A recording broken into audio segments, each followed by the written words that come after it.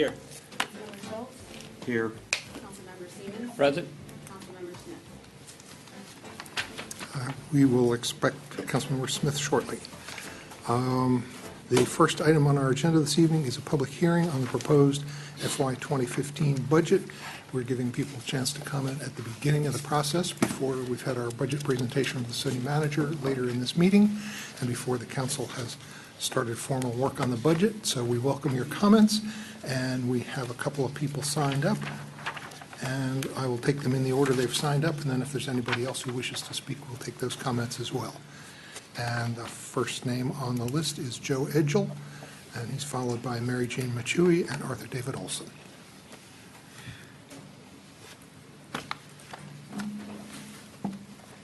Mayor, council members, Joe Edgell.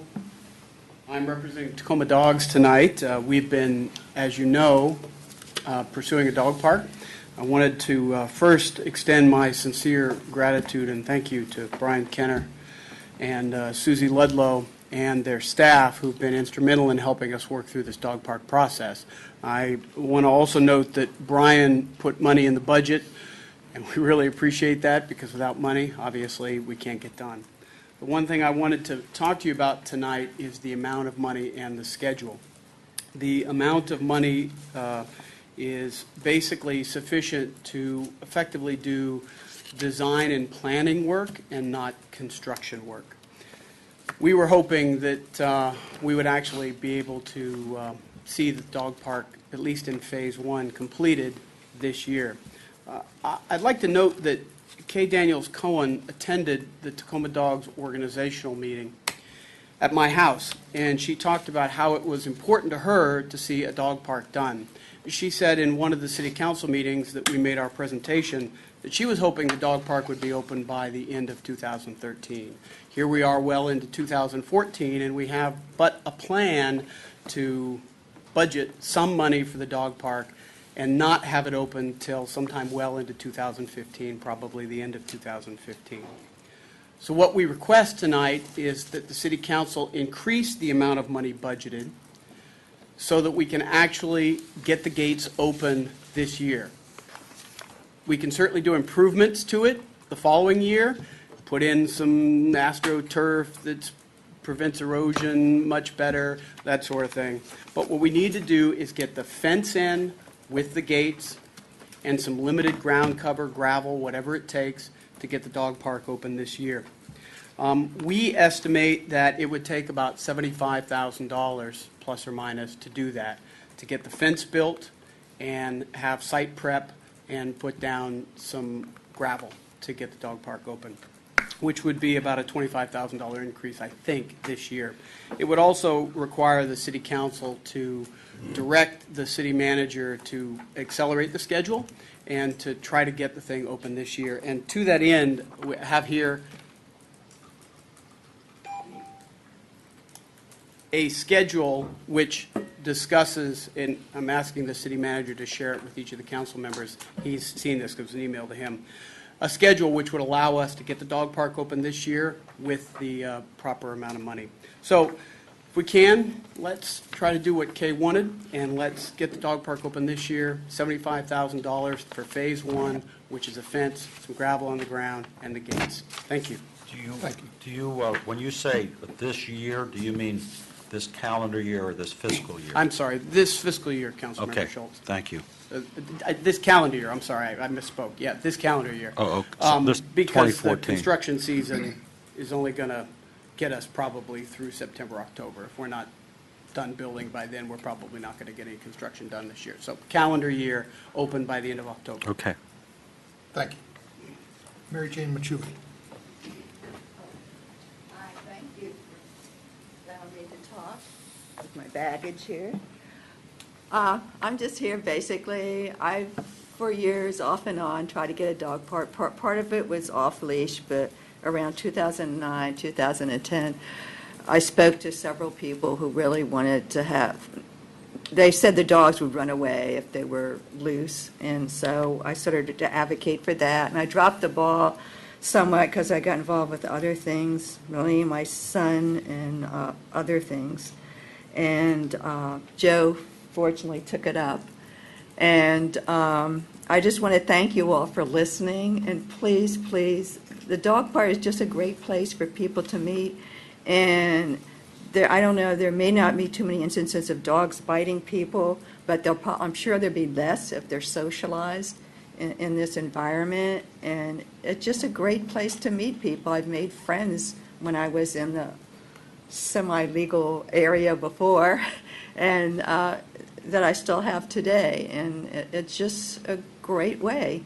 And I'm sure, I would think at the Tacoma Park, I bet you there'll be a lot of people come, a lot of people. Thank you. Thank you. Arthur David Olson.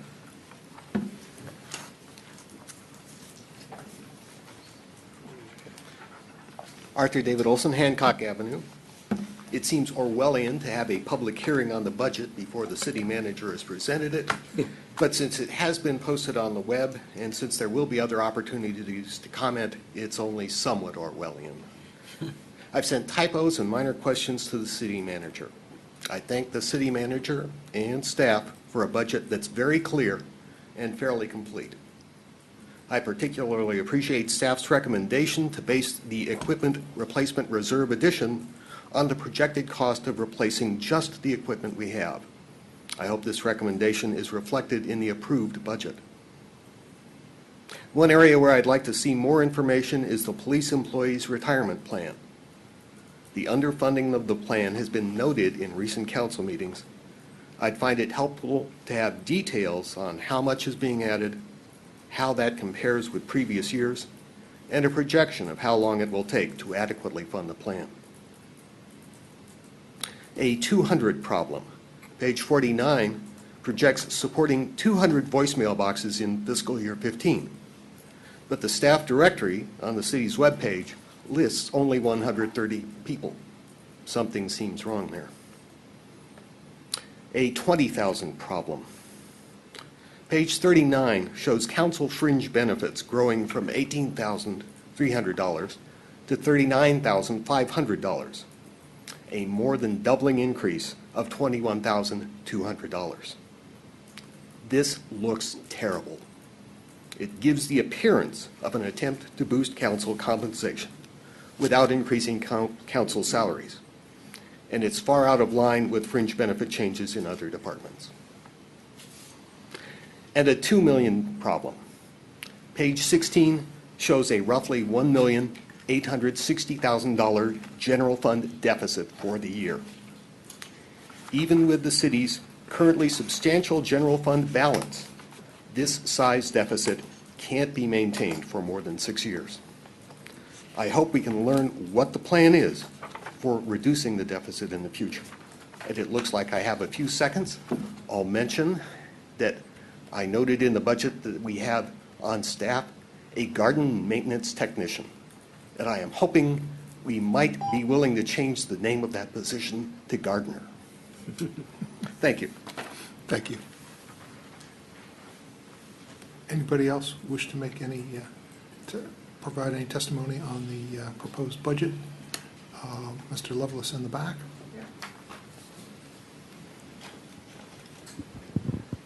Yes, my name's Pat Lovelace, 7620 Maple Avenue, your official peace delegate. I would like to also propose to you people if you could name the dog park after Kay Daniels Cohen, like the Kay Daniels Cohen Dog Park. And I'd like to see that done because she had that in her heart to have that built by the end of the year, last year. And we haven't done it yet, but I think we should set some part of the budget aside to put a plaque or a statue in her memory right there where everybody could see it. And that would be a wonderful thing because she loved dogs and she loved the idea of the dog park. And I think, we could honor her that way for what she's done for the city. That would be a wonderful thing. And that also, the garden they have down in front of the police department, they could make that also for Kay Daniels Cohen because she got the kids interested in gardening and the environment. And I think those two things would be great, great things to do for her, in her memory, for the city to do. So if they could set some part of the budget aside for those, I'd really appreciate it. Thank you very much. And everybody come on down to the special election tomorrow. Thank you very much. Thank you. And the garden in front of the police department is already named Kay's Garden. Further testimony? Anybody else? Testimony on the budget?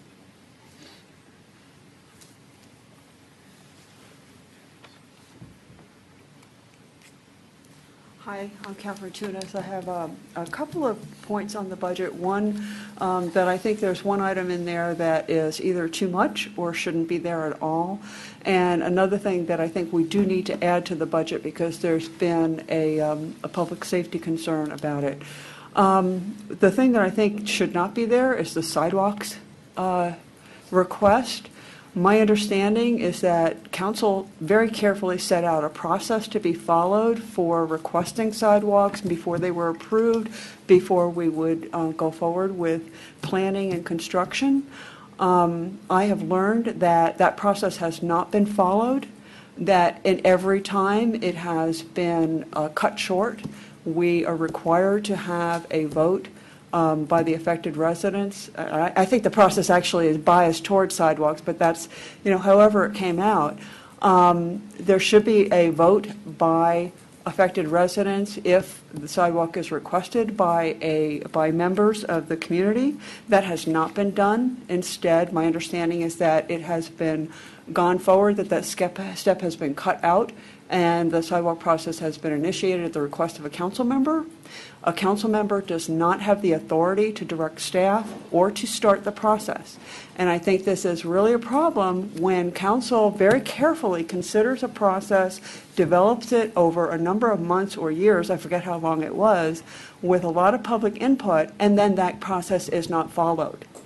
I think that we have to, as citizens, need to be able to trust that our government is going to implement things the way they have said they're going to implement things. And so I think this is a real problem of confidence in the government that need to go back and correct it. If these processes and these sidewalks belong there, then we need to follow the proper process. I have also seen instances where Public Works has given inaccurate information to citizens in order to try to encourage them to vote for sidewalks. There have been inappropriate things that some of the flyers and the voting mechanisms that have come out have been confusing, providing incorrect information. So I think that we need to go back and rethink this process that needs to happen. I see I have just 30 seconds left, so I will tell you the thing that I think needs to be done is that we need to reinstall the bus bay at the Tacoma Junction on the eastbound side of Ethan Allen Avenue. That was taken out at the direction of the Public Works Department, the Public Works Director, without any public process. My understanding, I have had discussions with State Highway about this several times. That has caused that they are willing to issue the permit to do it as soon as you ask for it. But the city would have to pay for that. And I apologize, I'm going to go slightly over. But I don't think there's any reason why we can't reinstall that bus bay. It has caused backup on Ethan Allen Avenue, which is a safety concern for ambulances that need to get through. It's also a problem because it then causes spillover into the neighborhoods of people who are not driving safely through the neighborhoods. There's no reason why it can't be reinstalled. My understanding, and I've gone out and measured this myself, is that we have 5 linear feet more between the current light poles on Ethan Allen Avenue than we have that is used for the current bus bay that's on Carroll Avenue. So I really would encourage the city to put the funding in to have that bus bay installed this year. Thank you. Thank you. Anybody else who wishes to testify on the proposed FY 2015 budget?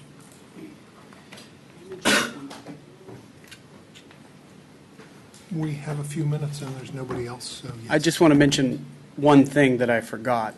And that's, Tacoma Dogs is donating architectural services, by the way, so we're making a financial contribution to getting it completed. And so far, the architect has donated, I think, about 25 hours of time at, how many ever hundreds of dollars architects charge. So I just want to let you know we're kicking money into. Thanks.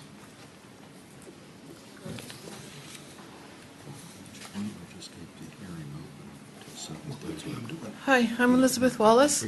I live on Holly Avenue, across the street from the Tacoma Park Elementary School, directly across from the exit from the school, well, the entrance and exit where the parents go in and out. What I'd like to have you possibly consider is funding for another crossing guard right there at that location where the parents are going in and the buses are trying to get through. I have brought this to the attention to the council before, but since then there have been 2 accidents. One hit somebody who was staying at my house. They hit the car. If it hadn't been possibly for a very nice neighbor, that person might not have known who hit them. The neighbor saw it happen and flagged him down. The other day I saw somebody who just actually double parked right there, right in front of the exit, and ran in to get their kids and really didn't care less about what the traffic was like. My car was hit. I just went to go wash it the other day, and I realized the back had somebody with a white car hit my car. So the reason why I'm wearing a yellow jacket is because if we don't get the funding, I'm going to go out there and start directing traffic. And if that's against the law, you better tell me right now. Because I brought it to the attention of the council before. I brought it to the attention of Seth, Ward 1, before. I don't know what the next thing to do is, but the safest thing would be for that 20 minutes that we really need it, when it's just gridlock there, with people parking illegally, buses coming one direction, and parents who are single-mindedly trying to get their kids to school, it becomes really bad gridlock. And since there has been damage to at least 2 cars and my son's car several years ago, it really needs attention. And if there's a proper procedure for me to go through to request this, please let me know. And if you can tell me now, or if you're allowed to talk back to me now, I'd love to know, because I'll do it. Anybody? And first, I want to make sure I understand the location you're talking about. You're talking about 7516 Holly is my home. It's the Tacoma Park Elementary School. Right. Not where the buses go in and come out. Right. Not at that exit, but the entrance and exit at the other end of the school, where the parents have to go in and kind of loop around. Right. And come out again. The former only entrance. The former only. Okay. Right. But my understanding was, and I mentioned this before, is that I thought the buses were supposed to turn left and go down to Philadelphia, and they're not. They're turning right and coming toward the middle school, based on my memory of meetings that were done before the school was renovated. And that's why they created the bus process that way. But the buses are now coming straight down the street. There's cars parked on either side, so there's only one lane. The buses are coming one way, and the parents are trying to go this. They're going like this. And so without somebody there to direct the traffic, it gets worse and worse every day. Okay, If let me just look for a second to see if there's other people here to testify at the public hearing. Anybody else who hasn't testified? Anybody who wants to testify? Okay. So just Councilmember Grimes. funding for a crossing guard. Yeah, so I have people come to me saying there should be no parking there. Some people say it should be one way. Some people say, when people have approached me, since this is in my ward, about the issues there, a question that I often ask is, have you talked to the PTA and the school administration? And the answer is usually no. I have. I'm willing at this point to try to arrange that meeting with the principal and the PTA chair, and I will do that, and I would like to include you, if I may, and open it up to any other nearby residents who are interested. Well, their response was, please call the police, when I've talked to Well, them. that's been also Yeah. my response. Yeah. And one of the requests that I will have for the city manager at some point is, I had asked several weeks ago about evaluation of the cost and the revenues that would be generated by an additional half-time or full-time parking enforcement officer So, additional enforcement is another option here. And Councilmember Yeah, Simmons, it's just, you have- there's not a lot of time for them to come up, because it's only a 20-minute window. Not a lot of time to call the police, have them come and get through the traffic and give a ticket. And we also know that the police deprioritize parking enforcement. Okay. Councilmember Simmons has a question. Yeah, not really a question. I would just say that I have, picked up a child and dropped off children there over the last year, and I can certainly attest to the problems that you mentioned. Okay. And I would suggest that it'd probably be best to have someone look at the traffic flow and see what the best suggestion is. I think they can supplement the... The suggestion is that fewer people should drive their kids to school, but anyway. Well, maybe that's the restriction we should put in, but I think need to look at the entire situation and come up with a solution. Councilmember Mayo. And just, thank you for coming tonight. Help me understand the problem. Is it at 410 and Holly, or is it up Holly? No, it's next to the at school? Thank Holly you. and the exit from the school. So you actually don't even see this really from the street. Like if you're just on Philadelphia, or you don't see it even. It's really concentrated right in front of the school. Thank you. So, okay? Okay, All right, thank you. thanks. Anybody else wish to testify at the public hearing on the proposed FY 2015 budget?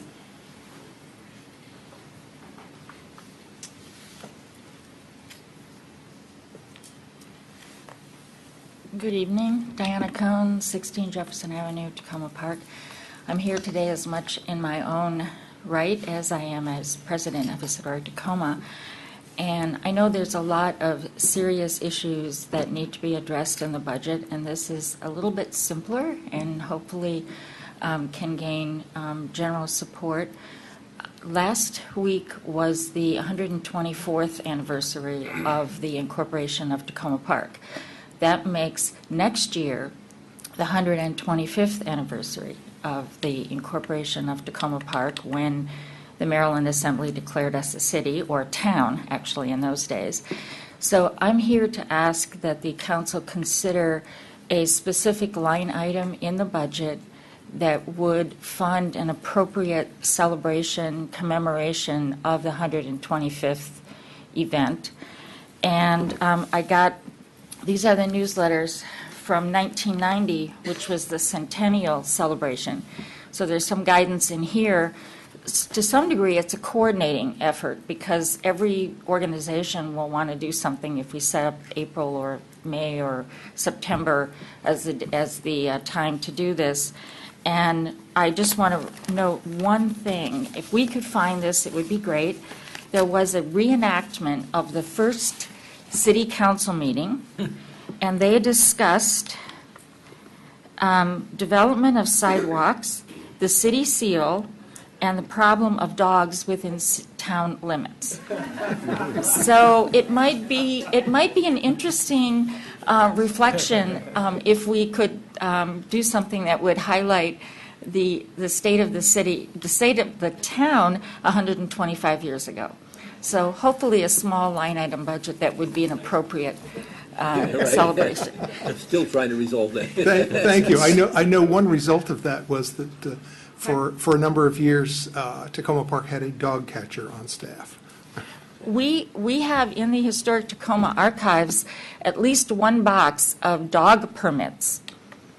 And control of dogs was one of the first set of ordinances passed in the charter. So reviewing the charter is also might be a piece of this. It's the times have not really changed.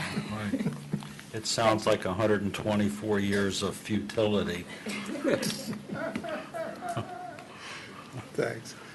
Anybody else who wishes to testify on the proposed 2015 budget?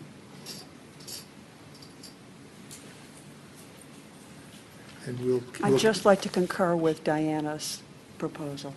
Okay. And we've got 5 more minutes before we're going to start the rest of the meeting at 7:30. So You're going to say? Leave it open. we can see if anybody else wants to show up for the budget, but in the meantime, is there anything that came up here that we want to give any further attention at this point tonight? Any questions about anything that anybody proposed in the public hearing? I'll keep the public hearing open until 7:30.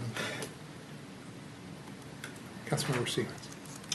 Are you suggesting to discuss at this point the suggestions that were made by the public? No, I mean, I certainly... I'm looking more for any requests for information while those people are here or anything like that. No, I certainly support the concept of what was suggested tonight for the dog park, but I look forward to hearing Mr. Kenner's presentation and then discussing with him, what alternatives we can come up with that would address the concern that this has been going on for quite some time, and it seems like time for action. Okay. Councilmember Grimes, and then there may be somebody else who wants to testify. I will defer to the public person. So we're continuing to take testimony on the proposed FY 2015 budget. Welcome. Thank you. Barbara Muehlbacher, 1001 Elm Avenue. I wanted to thank City Manager Kenner for including some funding for the dog park for this year. But there is some concern that it may not be enough to actually get it open this year. So I would like to urge the City Council to include enough funding to have the dog park actually be constructed and open this year. Thank you. Thank you.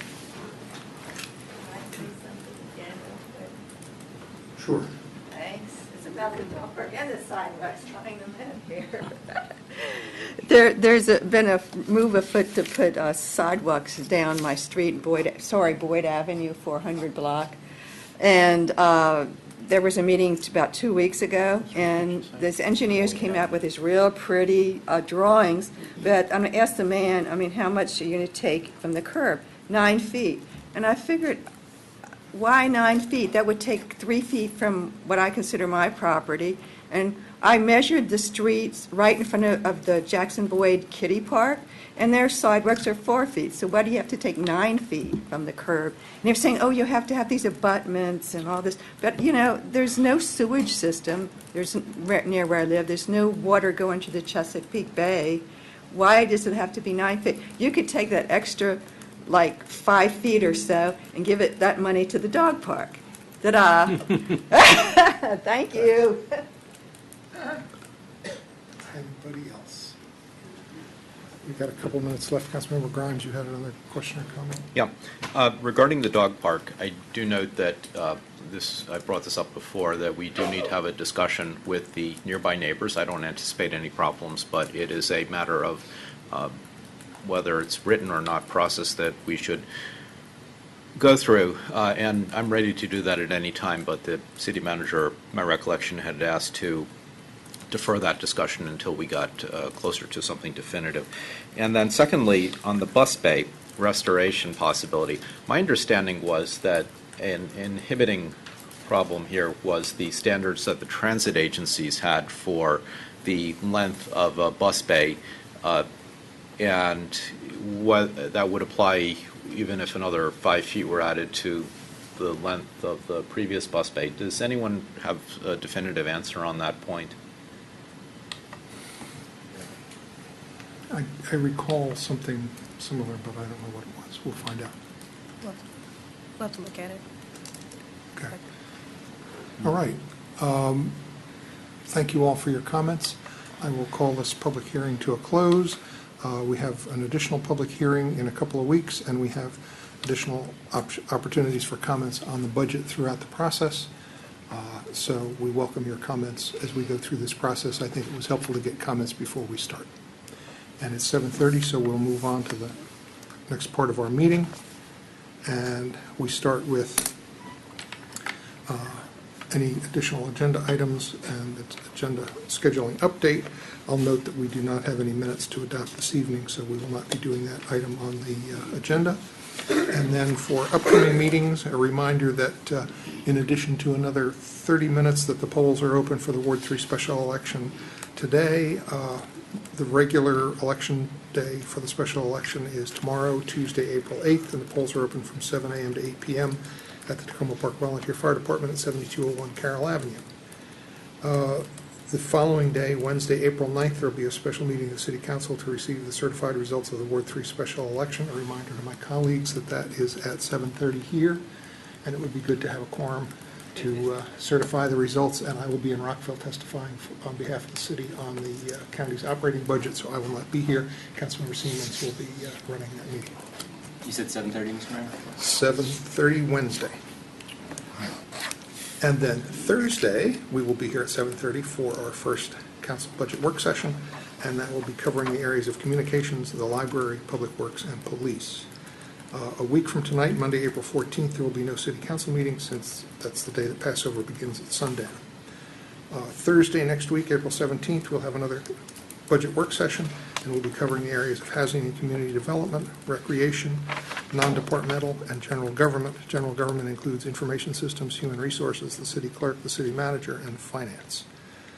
The following Monday, 2 weeks from tonight, Monday, April 21st, we're scheduled to have a reception at 6:30 in the atrium, welcoming the new Ward 3 City Council member. Right before the meeting, which starts at 7 with the swearing in of the new council member and a presentation from the Safe Roadways Committee.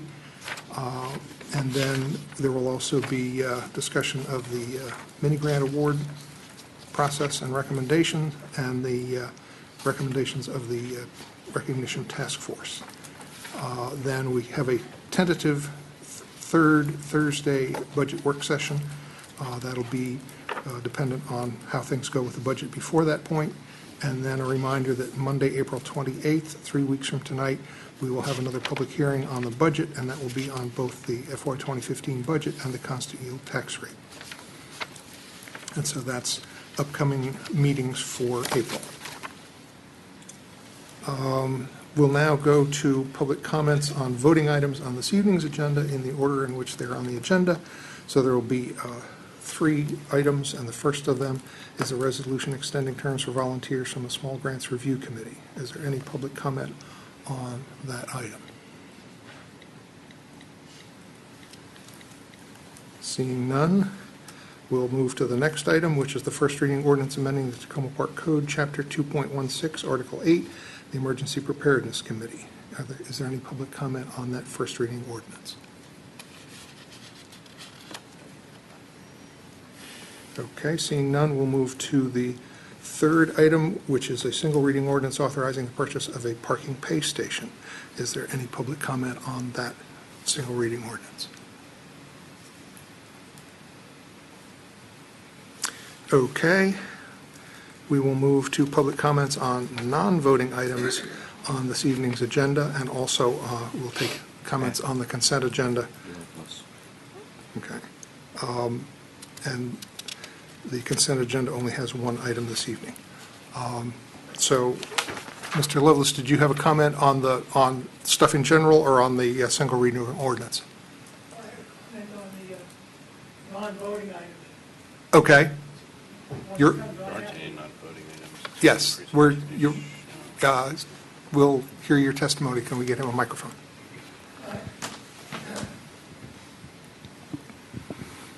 Hello, my name's Pat Lovelace, 7620 Maple Avenue, your official peace delegate. One thing I'd like to do is remind people tomorrow is the special election at the firehouse for the new council member. And I want to remind people to come on down and vote for peace, because Kay Daniels was a woman of peace, and we know that. Vote for the children and vote for our city. Vote with a conscience and get your friends to come out in Ward 3 to vote. I hope to be down there at the firehouse tomorrow with the peace sign to show everybody what we are voting for, a woman of peace. We hopefully make things better. Also, one thing I'd like to bring up is a lot of the littering in front of the stores here in Tacoma Park down on Maple Avenue, and apparently I hear there's other places too. I think we should try to approach the we should try to, as a city, to approach the people who are not cleaning up their property, because that stuff gets into the river and gets into the creek and the bay. And I'd like to ask them, if they still don't clean it up, we could start a page of shame in the city and on the city TV. We should start a page of shame with the photograph of them and their business out front with the litter in place. That's what we should do, to show people what they are doing to our city. Because Tacoma Park should not put up with that. Under any circumstances, we should not be putting up with that kind of shame. We should start a page of shame. In order to get off that page of shame, you have to clean your area up or get it cleaned up. And I'd like to see that, especially in our area, because, that stuff's going to start attracting rats and everything else before you know it. We can't have that. And we can't have it. It attracts vermin and everything, attracts bugs and everything. We don't need that in our city. We got to clean that up. And it's getting into the river and the creeks. And you saw what happened to the South Indian Ocean after a while. It's filled up with litter and trash, and it actually interferes with the finding of that jet, with the Malaysian jet 370, the flight. We were having a hard time even finding it because of all the litter. So we confuse it with wreckage, and it's really extending the search, and it's also risking people's lives. And also come down to the demonstration against the Keystone Pipeline on the 25th of April. Between the 22nd and the 25th, we're going to be having a series of demonstrations. The Native Americans are going to have an encampment starting the 22nd down on the mall in D.C. here, down around 7th Street in the mall. And we got to do everything we can to support them. We got to stop this Keystone Pipeline because it's going to ruin our food. It's going to ruin the aquifer and produce irreversible environmental damage. Thank you very much. Come on down, everybody, to Tacoma Park. Show your pride. Thank you. Is there other public comment on anything not on this evening's agenda?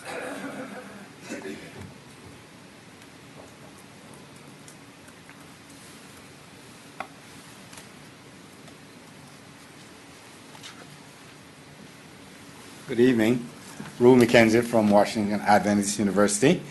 Just want to give you a quick update on a couple of things. Last Wednesday was our service day, and we had over 600 faculty and students in various parts of the community doing cleanup. I personally was at Sligo Creek with a group of about 30 individuals, and the creek looked very clean when we were done. The water was almost pure enough to drink.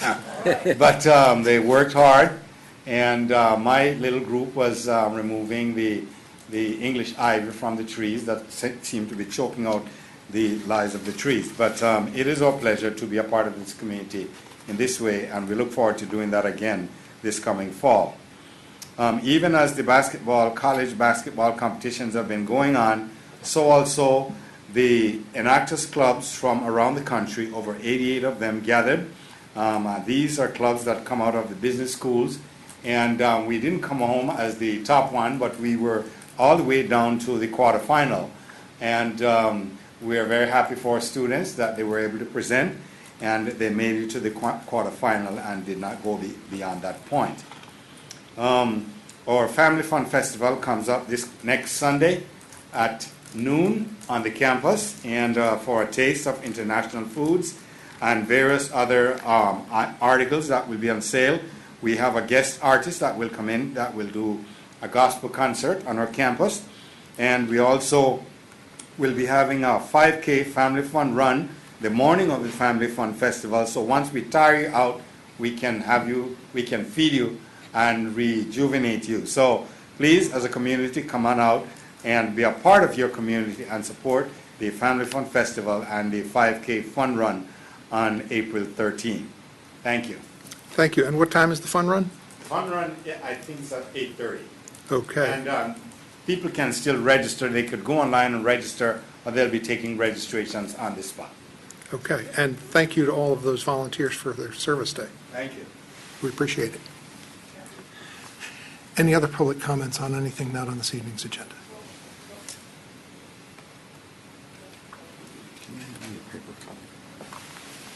I'm Catherine Tunis here, and I just wanted to say that a number of years ago, Alona Blanchard, when she was here in Housing and Community Development, led a public process that went on for about a year for people to select design for various things along New Hampshire Avenue and the New Ave. One of them was trash cans. I found this morning that the trash cans that had been at our bus stop have been removed.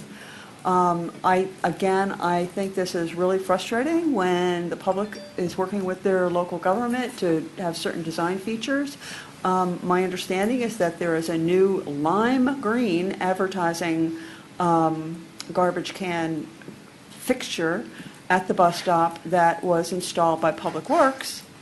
Again, I don't know if this is a fight between one department or another, but I think when we have had a public process these are design features that we have decided we want to have in our community, I don't think it's appropriate for one department to sort of like override that and take out the ones that another department has put in. It's a problem. Another thing is that SOSCA has made a number of requests to the city in terms of easing the traffic concerns that we have during the state highway construction. I know I owe Tim an email on some issues, but I have not seen any progress yet. I understand that doing additional signage was going to be an easy thing, but I haven't seen any progress on that, so I'd like to encourage that to happen as soon as possible. Looking out there, I've talked to State Highway, I don't know if it was last week, I think it might have been the week before. They said that they were getting ready to pour the new concrete on the east side of New Hampshire Avenue. It looks to me that it's almost ready to go, so that hopefully will be poured. This pour hopefully will work, and we'll be able to switch the traffic to the other side.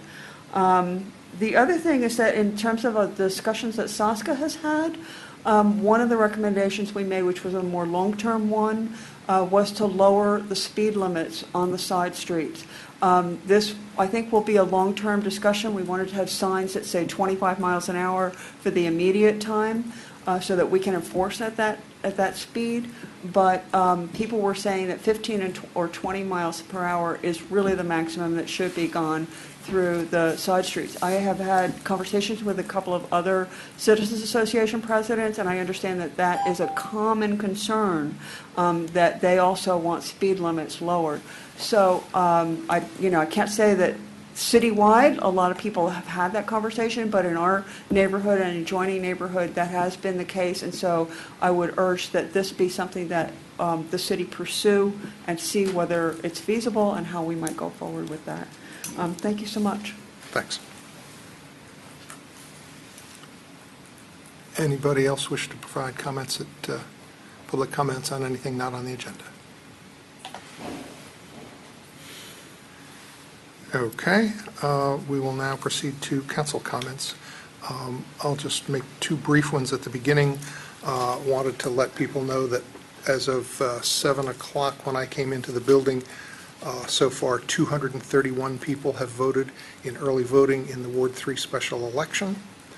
And also to let people know that when we have our next regular council meeting in 2 weeks on the 21st, I will be providing a Veg Week proclamation, as I have over the last few years, and Veg Week is from April 21st to 27th, so I wanted to give people a heads up if anybody wanted to go vegetarian for that week, that need to get ready and prepare, and when we're here on that Monday night, you should have already started your Veg Week.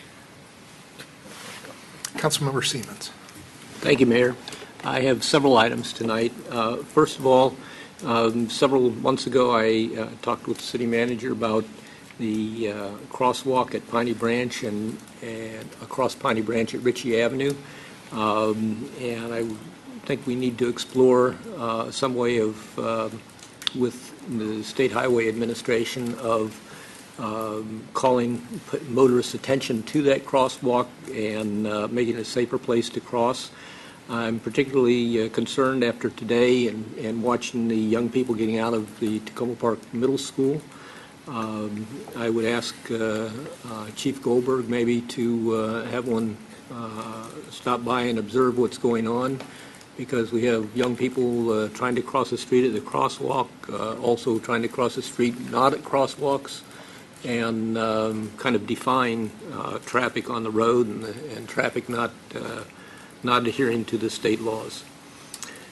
Secondly, with the weather improving, again an item that I brought up a couple of months ago, concerned about the lack of visibility of the crosswalks on Maple Avenue. and I would like to get a report back on when we can expect something to be done with those. Next, I wanted to mention that Adventist Community Services is planning its second annual Mother's Day celebration for low-income single mothers. It will be on May 3rd at 5:30 p.m. My wife, Joyce Siemens, has asked that if anyone knows of a single mother who might be interested in attending this event, it's free dinner and entertainment with babysitting services for the time, that they should contact her at 301-565-0190. I understand that Catherine Leggett, the county executive's wife, is going to be there to give an inspirational speech. And the Recreation Department has a couple of important events coming up on April 8th, which is tomorrow. From 9 a.m. to 1 p.m., there's a trade school expo, which is going to provide opportunity for young people to meet employers who are actually looking for people, looking to hire people. And so I encourage any of our young adults to come. It's again tomorrow from 9 a.m. to 1 p.m. Any employers that haven't signed up should plan to be here at 8 o'clock in the morning. You get a continental breakfast and be able to have a table here at the center. It's going to drive the Recreation Department people crazy since it's a last-minute show up, but I'm sure they will accommodate you. And then lastly, the Recreation Department, again tomorrow from 10 a.m. to 1 p.m. is hosting an open house for adults. Some might call them seniors, but they're only 55 or older, at the Recreation Center on New Hampshire Avenue to learn about the facility there and the programs and opportunities for people 55 and older. I'm not going to tell you what those opportunities are because that would take away from the event. Show up and find out. It's at 10 a.m. to 1 p.m. tomorrow at the Recreation Center on New Hampshire Avenue. That's 7315 New Hampshire Avenue. Thank you. That's all. Councilmember Schultz. Just one amendment to what Councilmember Siemens just was talking about is that at the Recreation Center tomorrow morning from 10 to 1, this open house, one of the motives behind having this open house is that normally the rec center is not open that time of the day. But because of interest expressed by seniors, however we want to define them age-wise, and I agree, 55 is, gee. Young kids. Yeah. Is to explore, to find out if, to the extent that seniors would be interested in having a rec center try to open up early a certain day or days each week for senior-specific programs at the rec center. Now, it's if this were to be the case were to be evident that there's a need for it, I think the Recreation Department is proposing in our budget, that the proposed budget, that there might be some money set aside for that. So it's important for seniors in the area to take the opportunity to go over there and ask questions and look around. I'll be there. Couple other things. Tomorrow evening, April 8th, at the Hampshire Towers is going to have a annual tenant association meeting. That will be in the building, I believe, or is it at the rec center? Gosh darn, I'm not sure. But in any case, that's at 7:45 p.m. tomorrow evening, the Hampshire Towers Tenant Association meeting. I will also be there. Then on April 10th at 8:30 in the morning, the Tacoma Langley Crossroads Development Authority will be holding its annual meeting, which will include election of new officers, election of new board members.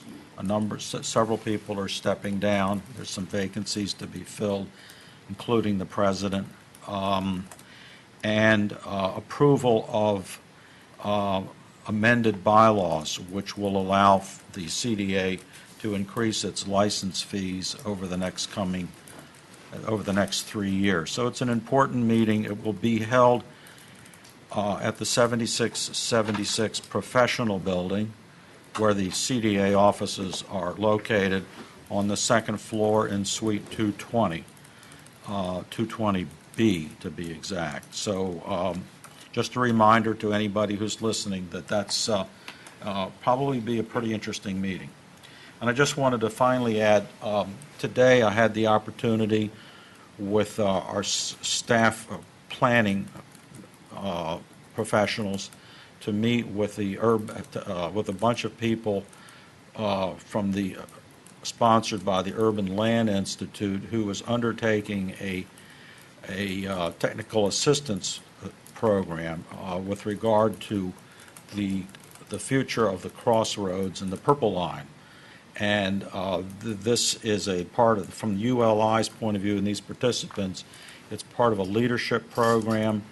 It's a course that they're taking, and their mission with this regarding this is to prepare a presentation, hopefully to the City Council in May.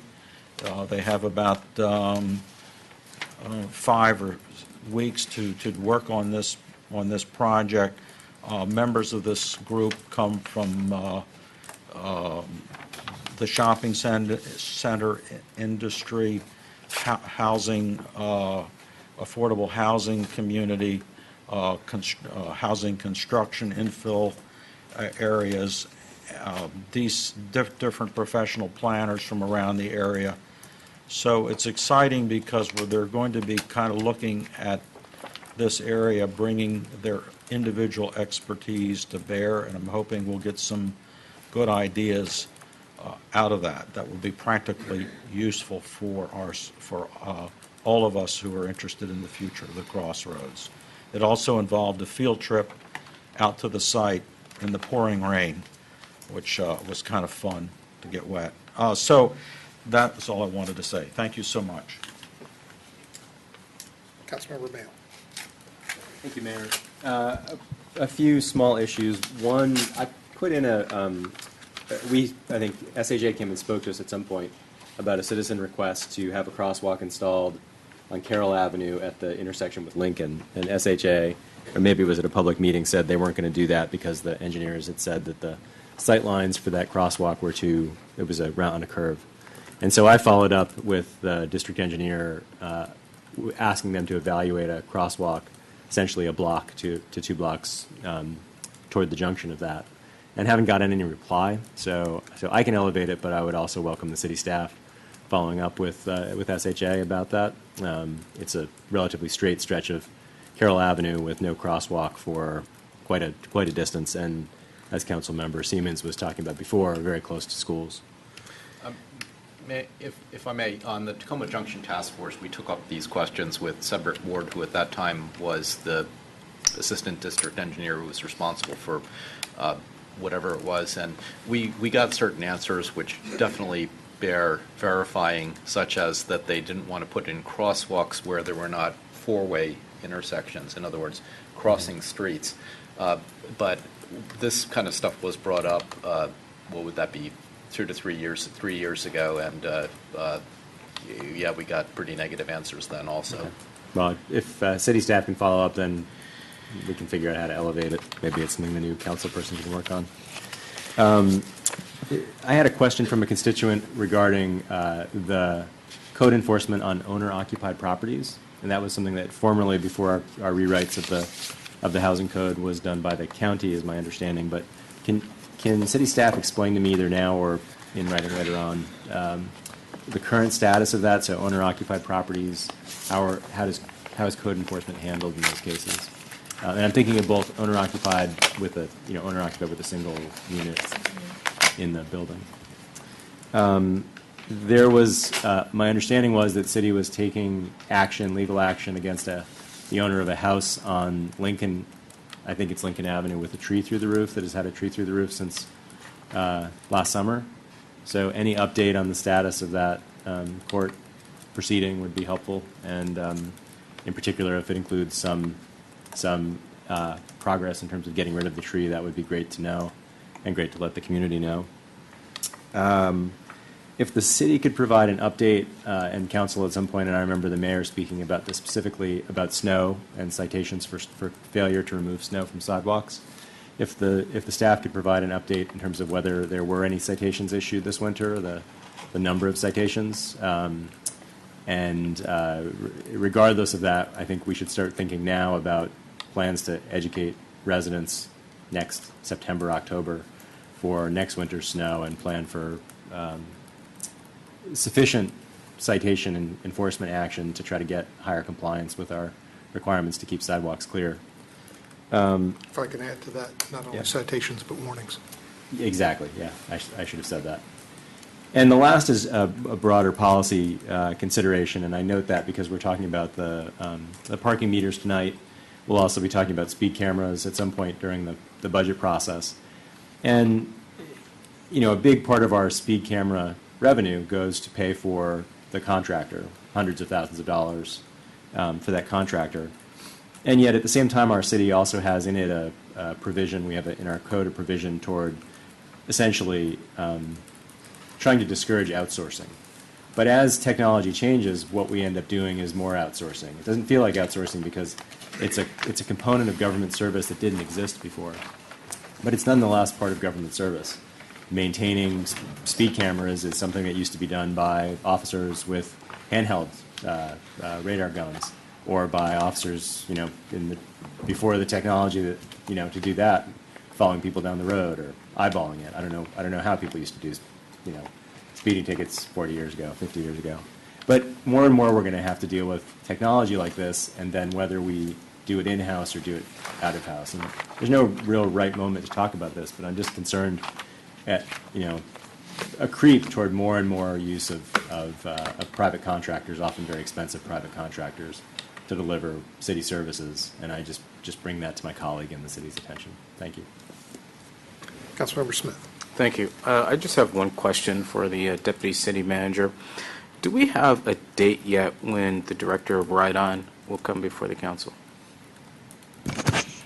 No, the things got, I guess, a little bit back and forth discussions, and she would like to actually come and just meet with you informally at some point to address your issues more directly. But if you would like to instead have her appear again, to have her appear in front of the council, I can make that arrangement. I think it would be best if she appeared in front of the council. Okay. Tk you. What was the issue you're wishing to discuss? My constituents are upset because Ride-On, their service. They can't keep to a schedule. Right. Yeah, because there, as you know, Ms. Lowell, there's also the question of the size buses running on Maple Avenue that they were supposed to, yeah. Yes, I did get notice today that actually the new buses are here and that they are being used. So it may be that people aren't realizing that those are the new buses. New, smaller buses? Okay. Okay, I think that takes care of council comments. City Manager's comments.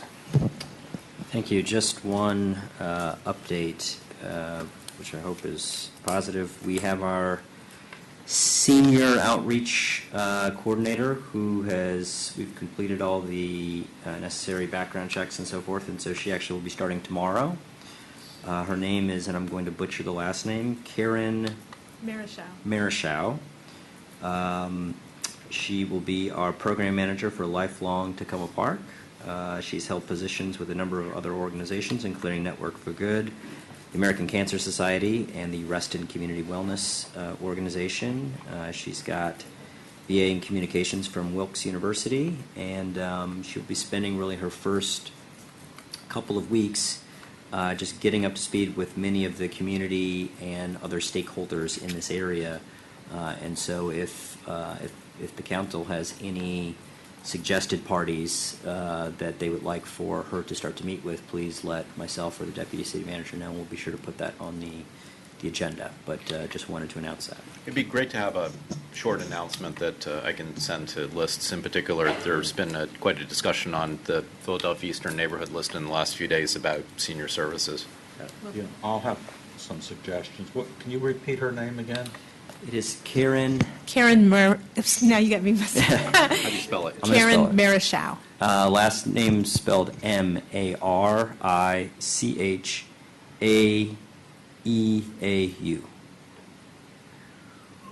Marichau. French, sort of. Maybe. Thank you. Okay, any other comments or questions? Okay, that takes care of the city manager's comments. We will now move, right on schedule, to the city manager's presentation of the proposed FY 2015 budget. Thank you. So we've got a presentation, which I think everybody has received. We'll also be putting this presentation up on our website. Just want to start off by thanking a few people. Our deputy city manager has been fantastic in putting together both the budget as well as this presentation. Our excellent finance director, Yvonne Brooks, who is here, I want to personally thank her for all of her hard work in putting together all the materials that go into the budget. Also thankful for Daisy Ling, who's in our finance department, Emily Cohen, who has been very valuable in terms of putting together some of the information for this presentation, and Craig Terrell as well. The presentation is really cut up into 3 parts, and the idea is really at this point just to give sort of a general overview of many sort of aspects of the budget. As you all are well aware, the budget is it's at times a fairly complex document, and so the idea for this presentation is to try to bring it up a little bit, talk about some of the general themes, knowing that we've got 2 budget work sessions that will be coming up specifically to talk about some of the in-depth programs and issues that as they sort of come up. But this presentation is really built just to provide some overall context about the direction that the budget's going and some of the general thinking behind it. So we've got 3 sections for the presentation. One is to talk a little bit about some of the bigger picture and budget principles that went into the formulation for the budget. Second is to talk about some of the economic context for this budget. Obviously, no budget is done in a vacuum, and so it's important to think about the economic context in which this budget in particular was built. And then finally, an opportunity to talk a little bit about the budget itself and how it helps to advance some of the principles that were articulated earlier.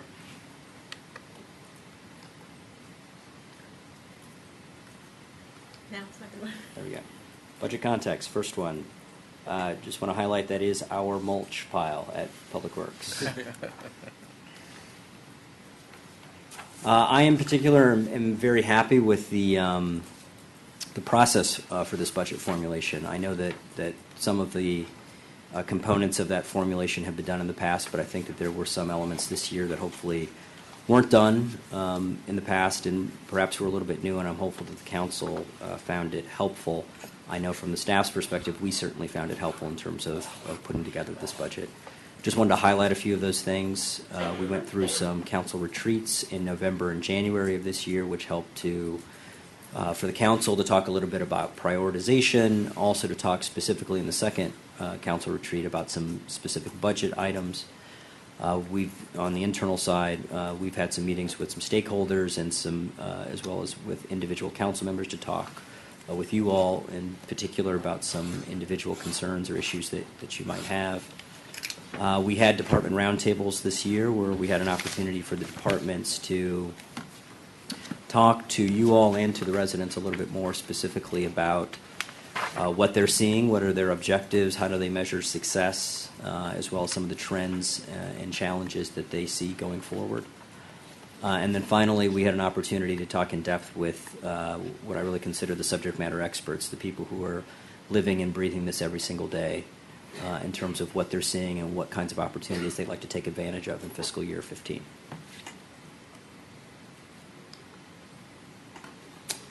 One of the advantages of going through, especially the retreat process, I think, was that there were at least 4 sort of general themes that seemed to rise to the top a little bit. And, those 4 themes are articulated here, which are economic development, environmental sustainability, quality of life, and fiscal prudence. Now, obviously, this isn't everything, but I think that in terms of providing some general framework for the budget,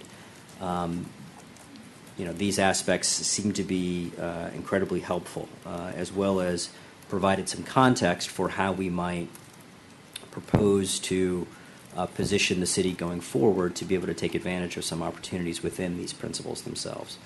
So you'll see these principles sort of echoed throughout the presentation this evening. Specifically, just want to take a quick look back, if you sort of look at some of these principles, on what the city has already accomplished on the economic development side. We've seen, which I think is a sort of a sign of a trend, hopefully, that we've seen some new businesses open in 2013. We've seen some businesses expand. We know that we've got sort of an active outreach effort both on the city side, but also with some of the other organizations that we work with that are in the community talking to potential business owners about opportunities. And so we're happy to see that we've had some new businesses open in 2013. This past year, we were awarded $1.9 million to support the Ethan Allen Gateway and Flower Avenue, Green Street through the Transportation Alternatives Program, the TAP program. I think we were the only jurisdiction, if I get that right, in the state of Maryland that actually received money. So in the Washington region. In the Washington region, thank you, even better. And so, again, sort of speaks to, hopefully, the importance of these projects and having other people verify that. In addition, we've also been able to fund some, through some federal and state grants, programs to improve facades for commercial storefronts. I think that that's important. I think what's also important is that we've been able to leverage private dollars, matching private investment in this as well. So it's not just city dollars that are helping. On the environmental sustainability side, we have decreased our incinerated waste from 1990 to 2013, a 33% reduction. Total electricity use for city facilities has declined 7% since 1996. We've got a range of stormwater bioretention facilities that serve a drainage area of 32 acres. And currently, some alternative forms of energy, solar panels and geothermal system, provides 20% currently of the city's electricity usage. So these are just some examples. There's lots of examples that we've talked about in our department roundtables and so forth, but just wanted to give a quick example of some of the ways that the city is moving forward in terms of environmental sustainability. Quality of life, we've had a significant, I'm not sure there is any more, a greater number in terms of significance than a 95% reduction in traffic accidents in our safe speed corridors since the inception of the program. I think that speaks more eloquently than anything else about the importance of speed cameras, not for any revenue producing reasons, but really for crime and traffic related reasons, that we're saving people's lives by instituting parts of this program. As was talked about last week, I guess, for the annual crime report, we've seen serious crime decrease close to 30% over the past 5 years, and 4% from calendar year 2012 to calendar year 2013. We've increased senior programming, which has resulted in a 79% increase in participation by seniors since 2009. And we've got lots and lots of books and other things in circulation from our library. Fiscal prudence.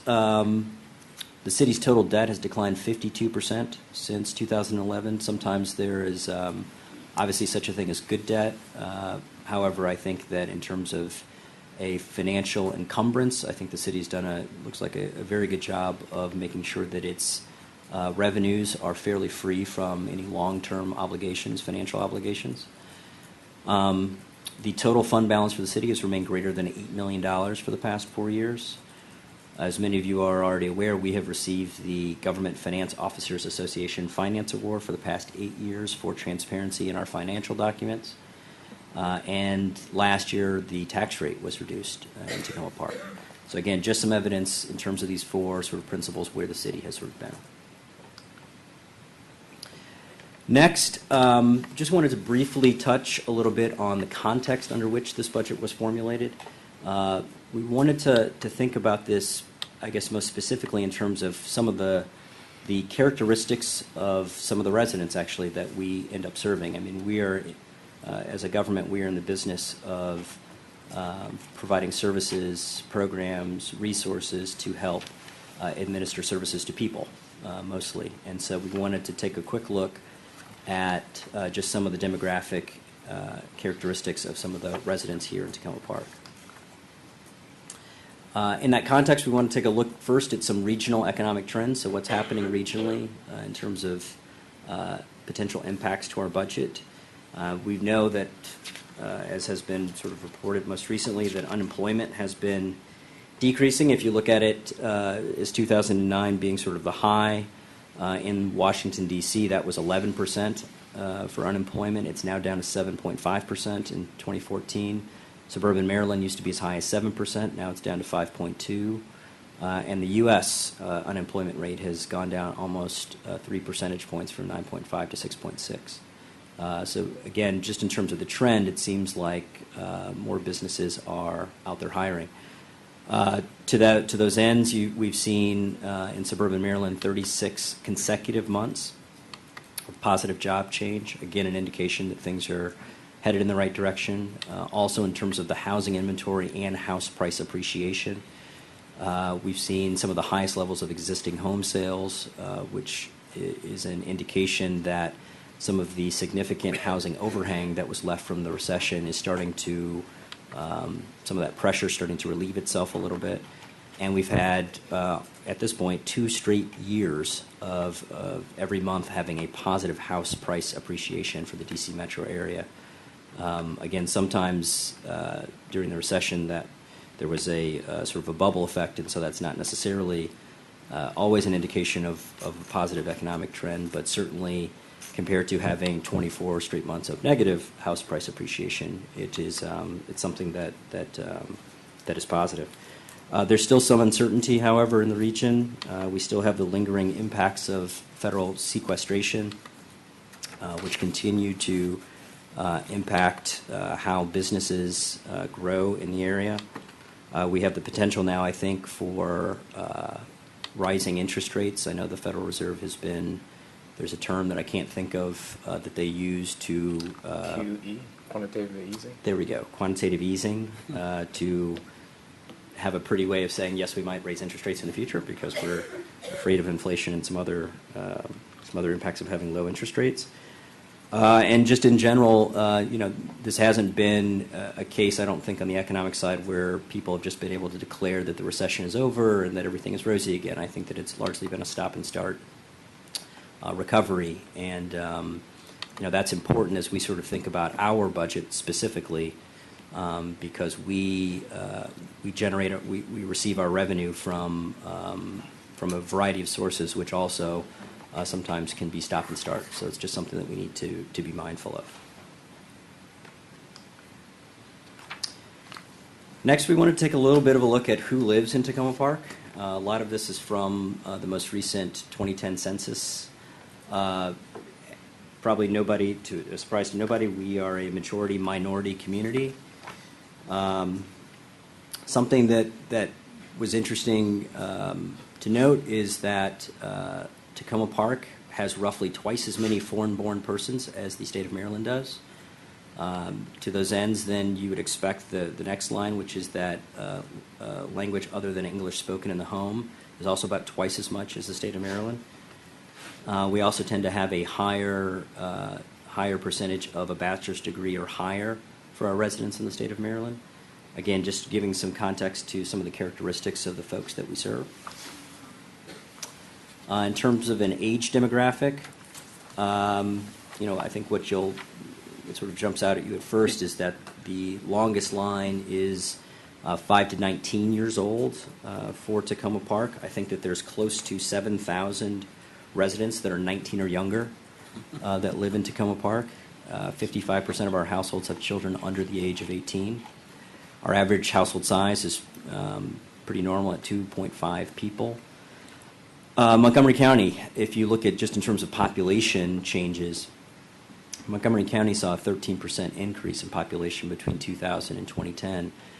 Tacoma Park's population largely remained constant over that same time period. So while some of the other areas of Montgomery County might be growing a little bit, Tacoma Park has been relatively constant over that same time period.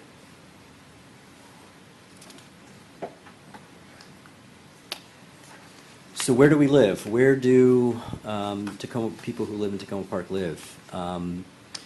This chart takes a little bit of a look at owner-occupied units versus renter-occupied units, or rental housing versus our sort of more traditional owner-occupied housing. What you can see in this is that the amount of owner-occupied housing, if you look at it from 1980 to most recently in 2010, has increased 25% in Tacoma Park. Over that same time period, the amount of rental housing has decreased almost 20%. It is the case that in 1980, rental housing used to be the majority of the housing stock in Tacoma Park, and currently, owner-occupied is the majority of housing located in Tacoma Park. Do we know what the vacant units are? Those were the apartment buildings, some of which were condos and some were apartments. Okay, so depending on the breakdown there, it would affect that balance. Okay, thanks.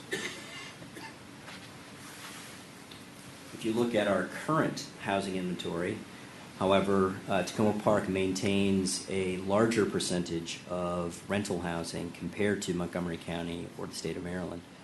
I think that this probably speaks most closely to some of the affordable housing policies that the city has chosen to adopt to make it to really provide an incentive almost for affordable and rental housing to be located in the city. This is important because if you look at the increase in the median gross rent since 1980, what you see is that Montgomery County and the state of Maryland have largely tracked each other. I think that both of their rates of increase from 1980 to 2010 in terms of median gross rent has been north of 50%, while Tacoma Park's has really just been around 20% or so. So while other areas around us, other jurisdictions have increased their the amount of money that folks pay to live in rental housing, Tacoma Park has comparatively had an increase that has been much more controlled. Is this inflation adjusted? It is inflation adjusted. This is very important because if you look at Tacoma Park rent versus the average mortgage cost of a resident that lives in Tacoma Park, you see that the rental housing increase for Tacoma Park has been about 17%, while the mortgage cost increase has been about 113%, which again just speaks mostly to just housing values in general increasing. But you can see that overall Tacoma Park has had a mild increase compared to some of the other housing costs that have happened immediately around us. If you look at the median, just as another point of demarcation in this chart, the Metro DC median rent in 2010 was $1,400. And so that was almost twice as much as what the Tacoma Park median rent was. So how is Tacoma Park doing economically? How do we compare with some other benchmarks?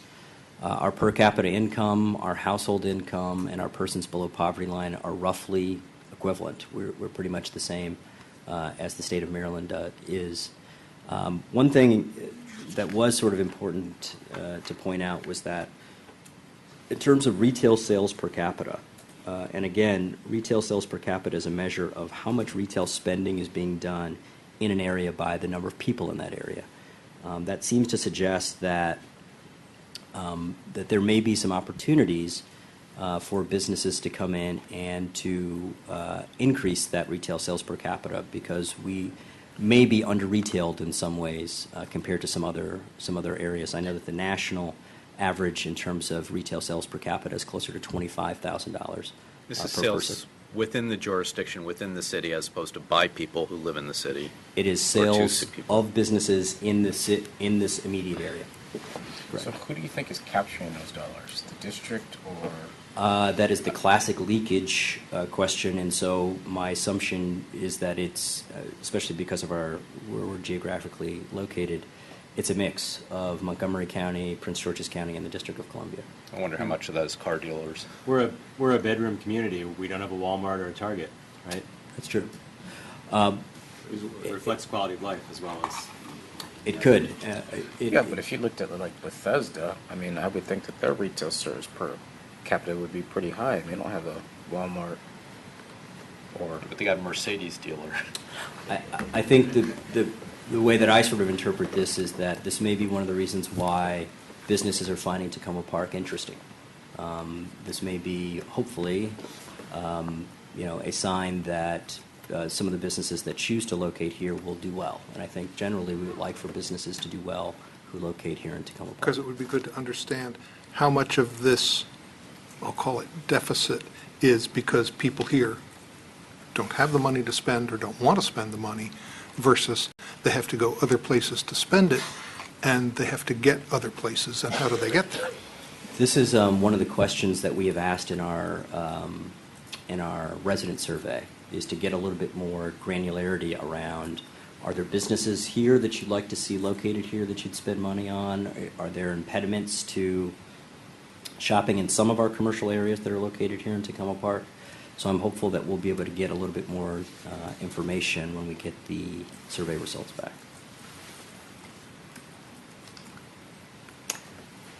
Again, maybe speaking to the concept of Tacoma Park having a higher percentage of foreign-born persons and English other than language other than English spoken at home. Tacoma Park, also compared to the state of Maryland, has a higher percentage of Black-owned, Hispanic-owned businesses that are located here in Tacoma Park, which can speak to a lot of things, but also providing opportunity for minority groups to be able to capture retail dollars in Tacoma Park seems to be at a higher percentage than you see in other places in Maryland. Do you know how many employees these businesses have? I do Are they not. sole proprietorships? I do not. What is your source for this minority-owned business data? This was the ACS. It's, economic census. The American Community Survey? It's actually, I think it's economic census. Okay.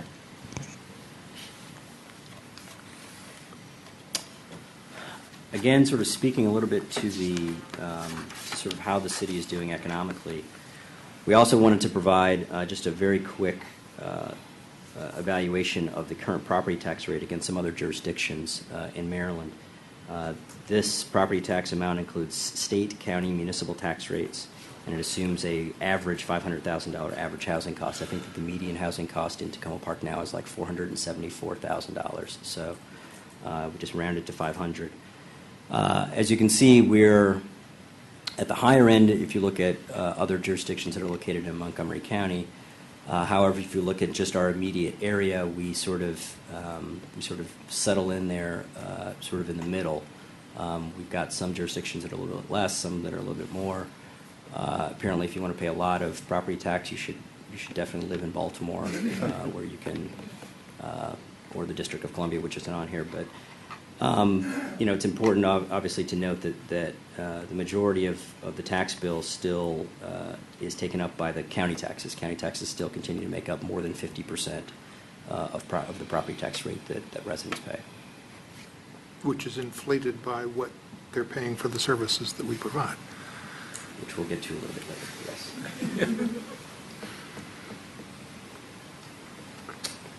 So the budget itself. Again, just a note, that is our Food Truck Fridays. And here you go.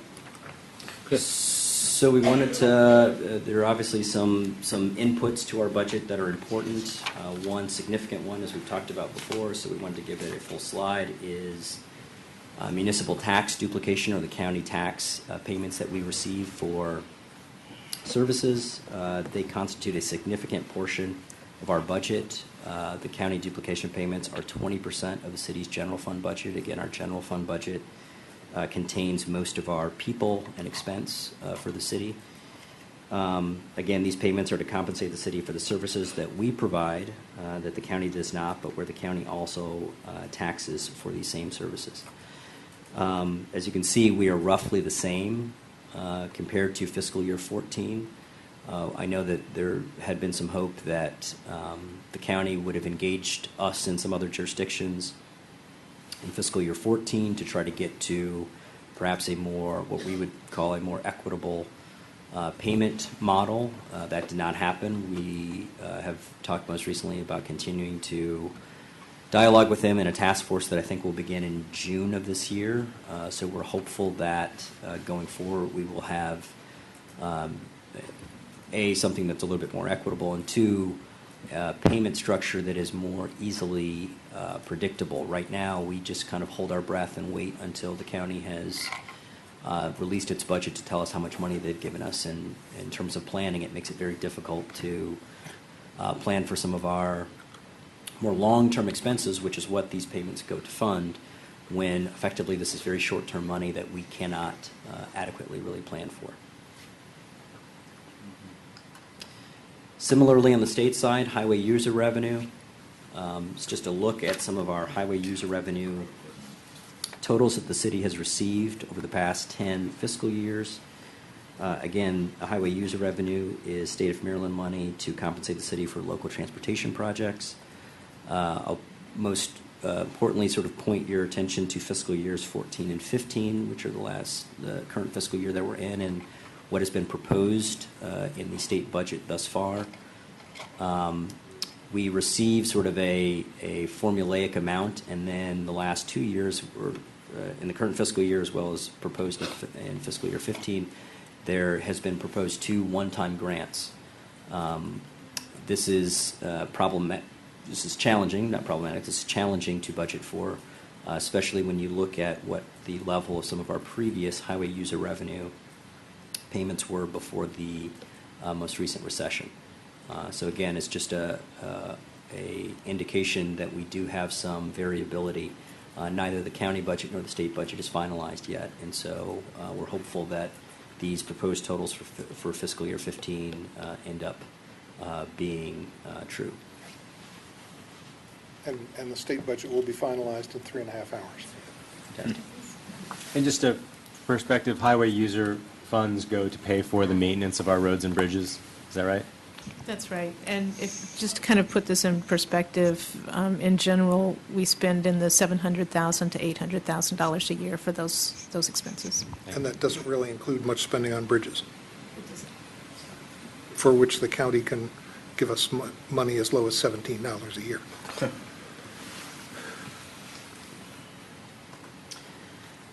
Just a general look at the city's proposed budget for fiscal year 15, sort of in a broad way. As you can see, just in terms of the top, which is our revenue, which is composed of 4 funds: the general fund, the speed camera fund, stormwater fund, and the special revenue fund.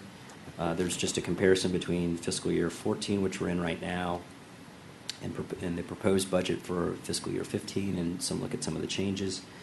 All told, for all the funds, our revenue that we anticipate is about 5% higher than it was last year, or actually in this current fiscal year. It's important to note that almost all of this increase is due to some increases in the special revenue fund in particular. That is mostly related to some of the TAP funds that we have received, as well as what Montgomery County is currently estimating for some of the cable capital allocation. I know that there's been a lot of, hopefully, there will be some additional back and forth on that issue. I know the Deputy City Manager went to a work session today to try to get some additional clarity on that. Expenditures for all funds are proposed to be relatively even with last year, with just about a 1% decrease. I think that it's important to note that the general fund expenditures are proposed to decrease by almost $400,000, or a little bit more than $400,000. Again, a general fund is where most of our general expense in terms of people and programs are located at.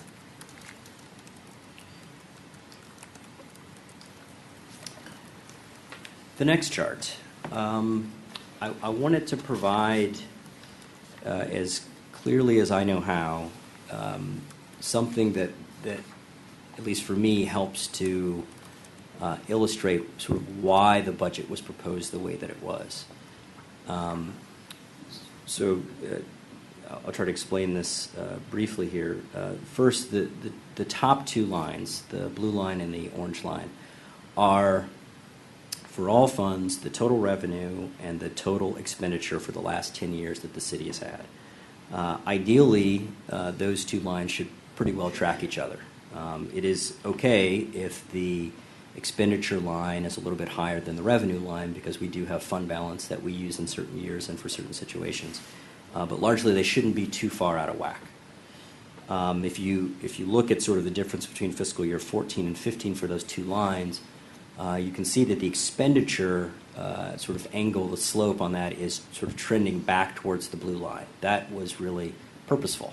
As you can see, there sort of had been a bit of an upward trend really since fiscal year 13 or so.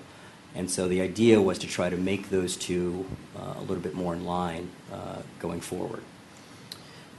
Second, if you look at the bottom two lines, the purple line and the red line,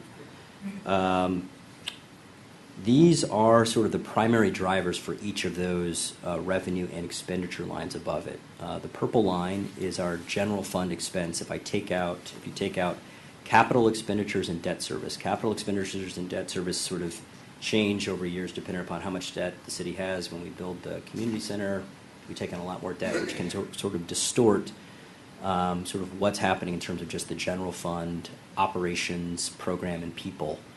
So we tried to make that just a little bit cleaner.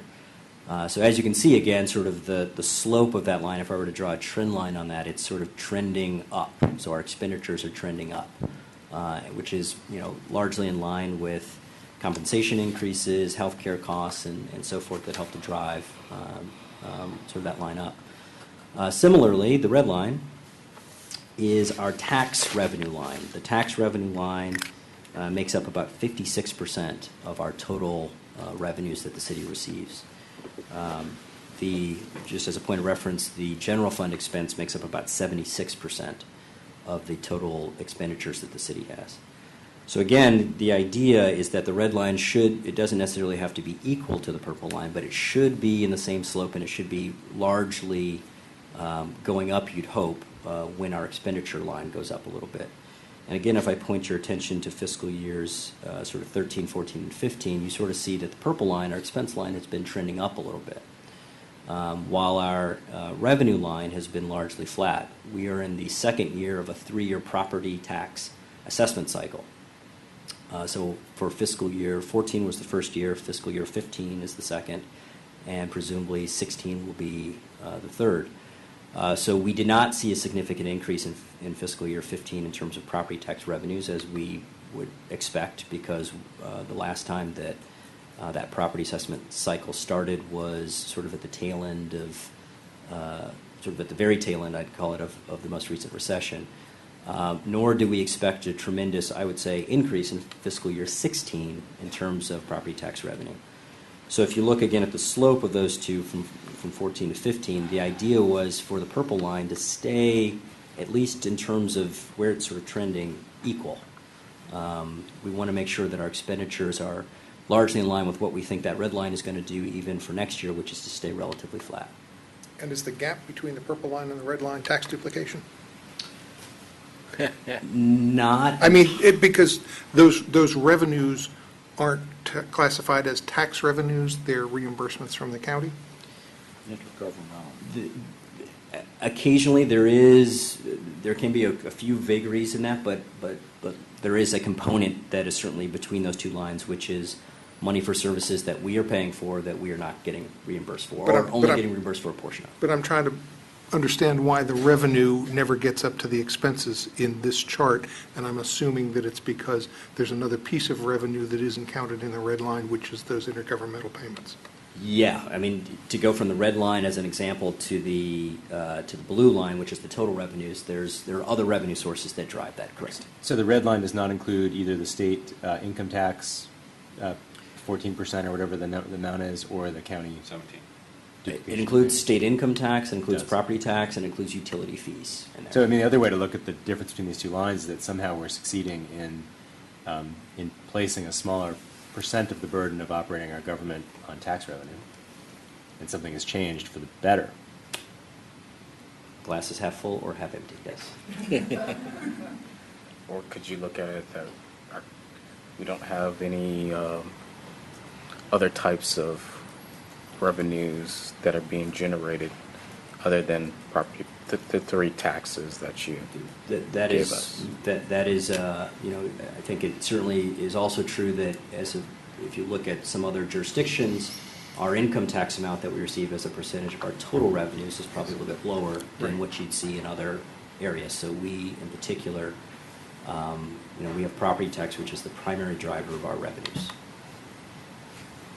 Or could you look at this difference as, in a glass half empty way, we're spending down our reserves?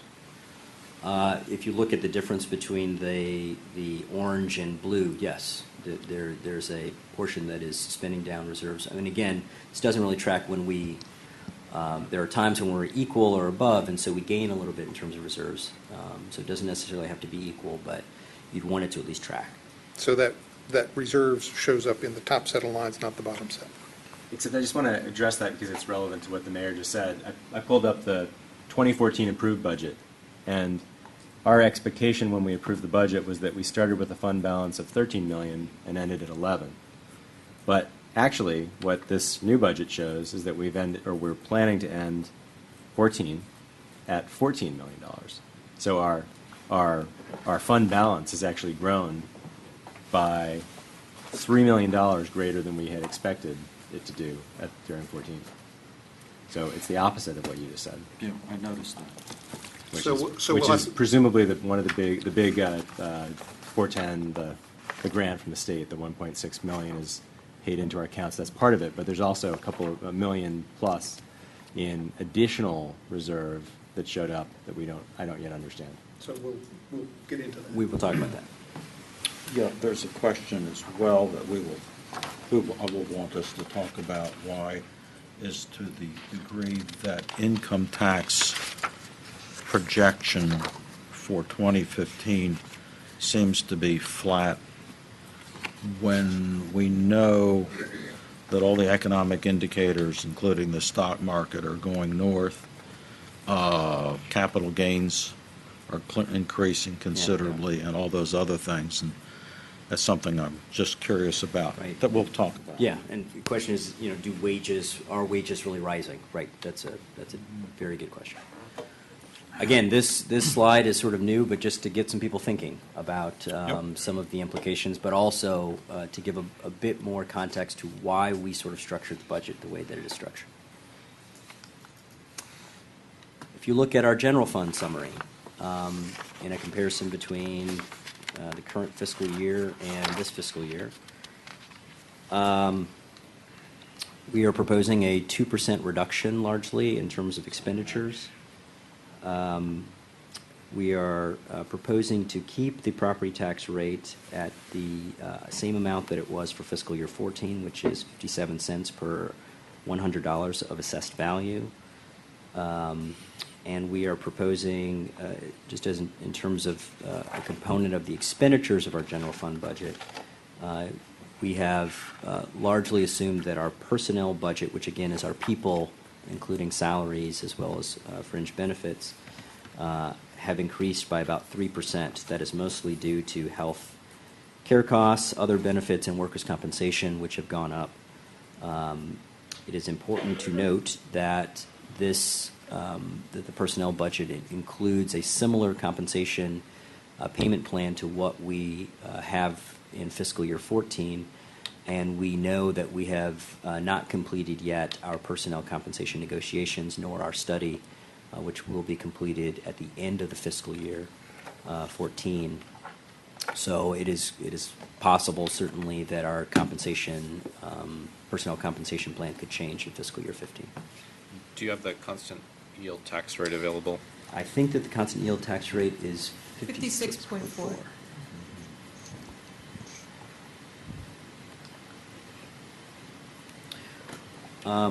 One of the items in the previous slide talked a little bit about some of the FTE changes in addition to the increases in personnel due to health benefits as well as workers' compensation. We're also proposing a 2.81 increase in FTEs. We just wanted to give sort of a general look at how that 2.8 is derived. We'll talk obviously more specifically when we talk about the specific departments' budgets. But the largest change is in our Public Works Department in the conversion of a temporary gardener who's not listed as a full-time person currently, but who has been operating largely in that capacity for a few years. We want to convert that to a full-time position, I think in line with some of the city's existing policies on that, which creates an additional FTE. It also takes away some hours in the temporary gardener budget, so there are some additional costs due to fringe and salary and so forth, but nothing. But there is a debit on the other side as it relates to that. Also, converting an existing administrative position to a construction manager position. I know there's been a lot of talk about sidewalk construction and some of the other, even dog park construction-related items, and we wanted to propose a position that will be located in Public Works that can specifically work on these things. Right now, we have our Public Works Director and our city engineer and a few folks that work on it, but we want to provide perhaps a little bit more of a stable resource to be able to focus on some of these construction-related issues that the city has. Also, the sort of existence of a sustainability coordinator in the adopted fiscal year 14 budget that was adopted this time last year. There was no actual FTE that was created from a budget perspective. I think in October of this fiscal year, through some of the discussions with the Brendel Group and its report, there was council consensus that a sustainability coordinator position should be identified. We typically do not make FTE changes in a fiscal year. We may make budget amendment changes in a fiscal year, but we tend to not make FTE changes, and so this is just the recognition of an actual FTE for our sustainability coordinator. Again, we do anticipate hiring that person this current fiscal year. In the library, there's just some hours that we'll talk about more specifically, but that really have a minimal financial impact. It's really just about trying to clean up sort of how we account for FTEs in our budget. In our general government, as was discussed, I think, during some of the department roundtables, we are proposing a half-time FTE for accountant assistants in our finance department. We'll talk a little bit more specifically when we talk to the finance department about the rationale behind that. Also, just some very small changes as it relates in the city clerk's office.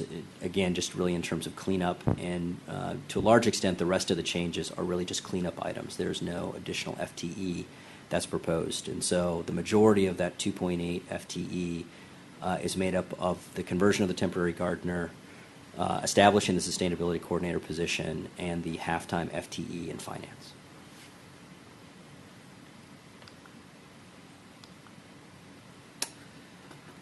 Just to look at some of the new, or to highlight some of the either new or perhaps changed programs that we are proposing in the fiscal year 15 budget.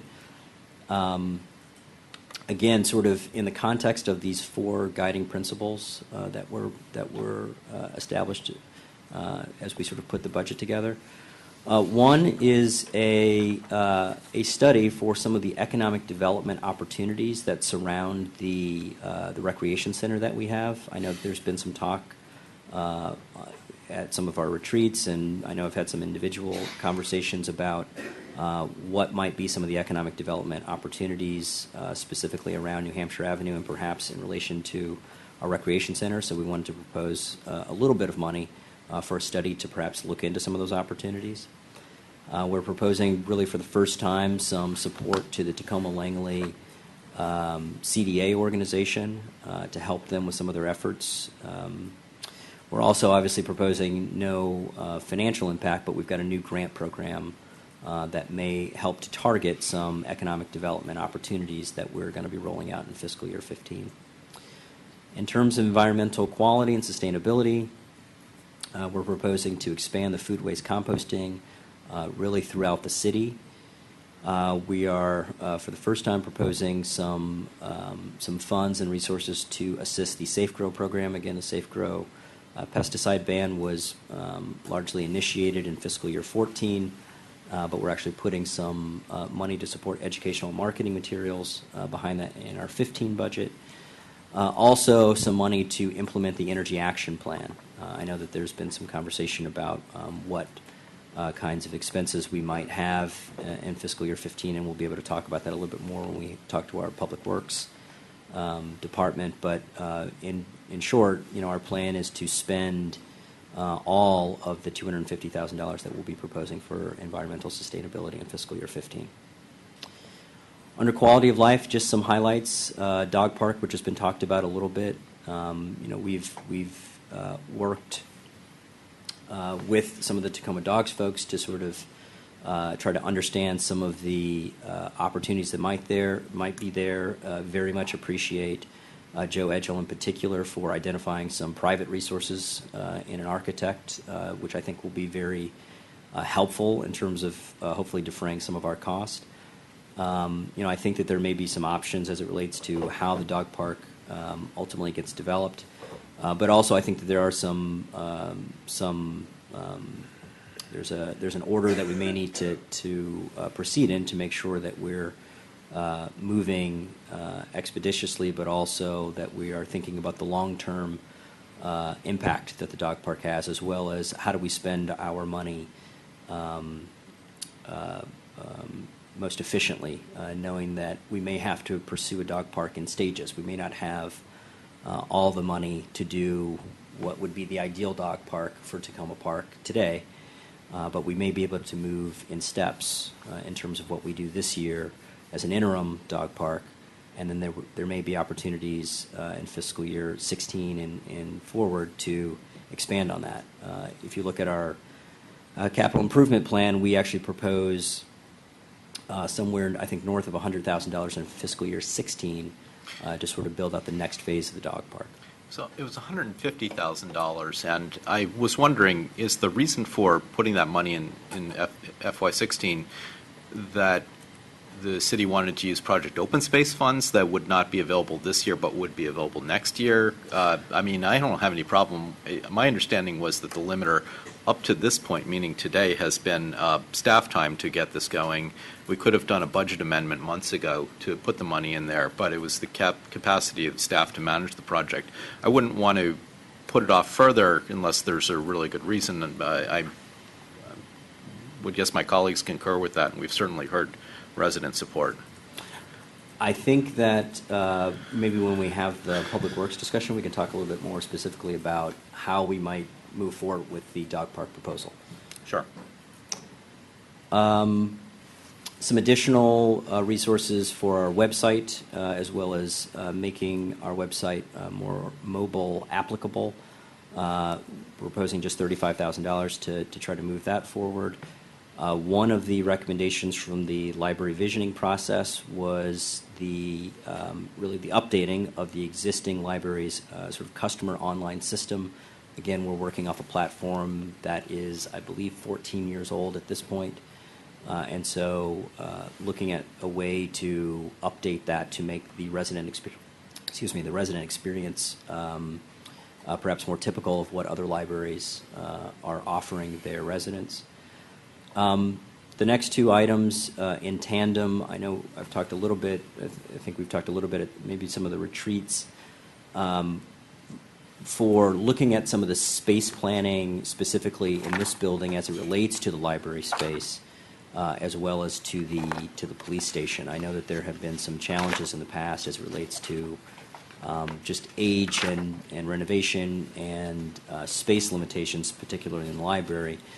So the plan for fiscal year 15 is to propose both looking at some of the space planning opportunities that the library could have, perhaps even around recapturing some interior space that is not used currently as designated library space, but also to look at perhaps what some design options might be for consideration. Again, there's no construction necessarily identified in the fiscal year 15 budget for this, but we wanted to look at perhaps providing some options in the 15 budget such that in 16 at least we'd be in a position to perhaps make some decisions.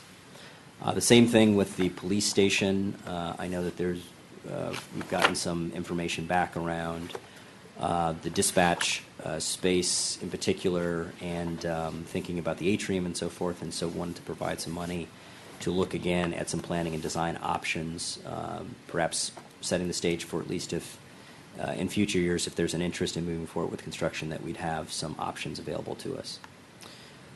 Also looking at providing some additional hours, particularly at the recreation center to help support our residents that are 55 plus. I will not call them seniors, but our residents that are 55 plus.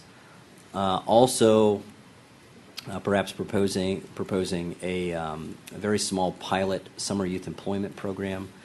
This really builds a lot off of the efforts of the vocational training program, which Councilmember Siemens has proposed, and we've chatted with him a little bit about just a very small program that may seek to engage some youth here in Tacoma Park. On the fiscal prudence side, we are proposing to fund the equipment replacement reserve at the staff recommended level of $840,000. We are proposing to utilize some of the funds that are in the facility maintenance reserve account to the tune of about $135,000, and specifically that $135,000 is made up of the $50,000 for the library's planning space design as well as the police station design. Also contributing the actuarially recommended level for our police pension, which is a little bit over $1 million this year. And again, as we stated before, proposing a half-time FTE in the finance office for an accountant assistant. Do you recall what the pension fund contribution was last year? Ballpark? I have it. I have the Sorry, budget I don't with have me. it right in front of me. And can I just get clarification on the equipment replacement reserve and the facility maintenance reserve fund?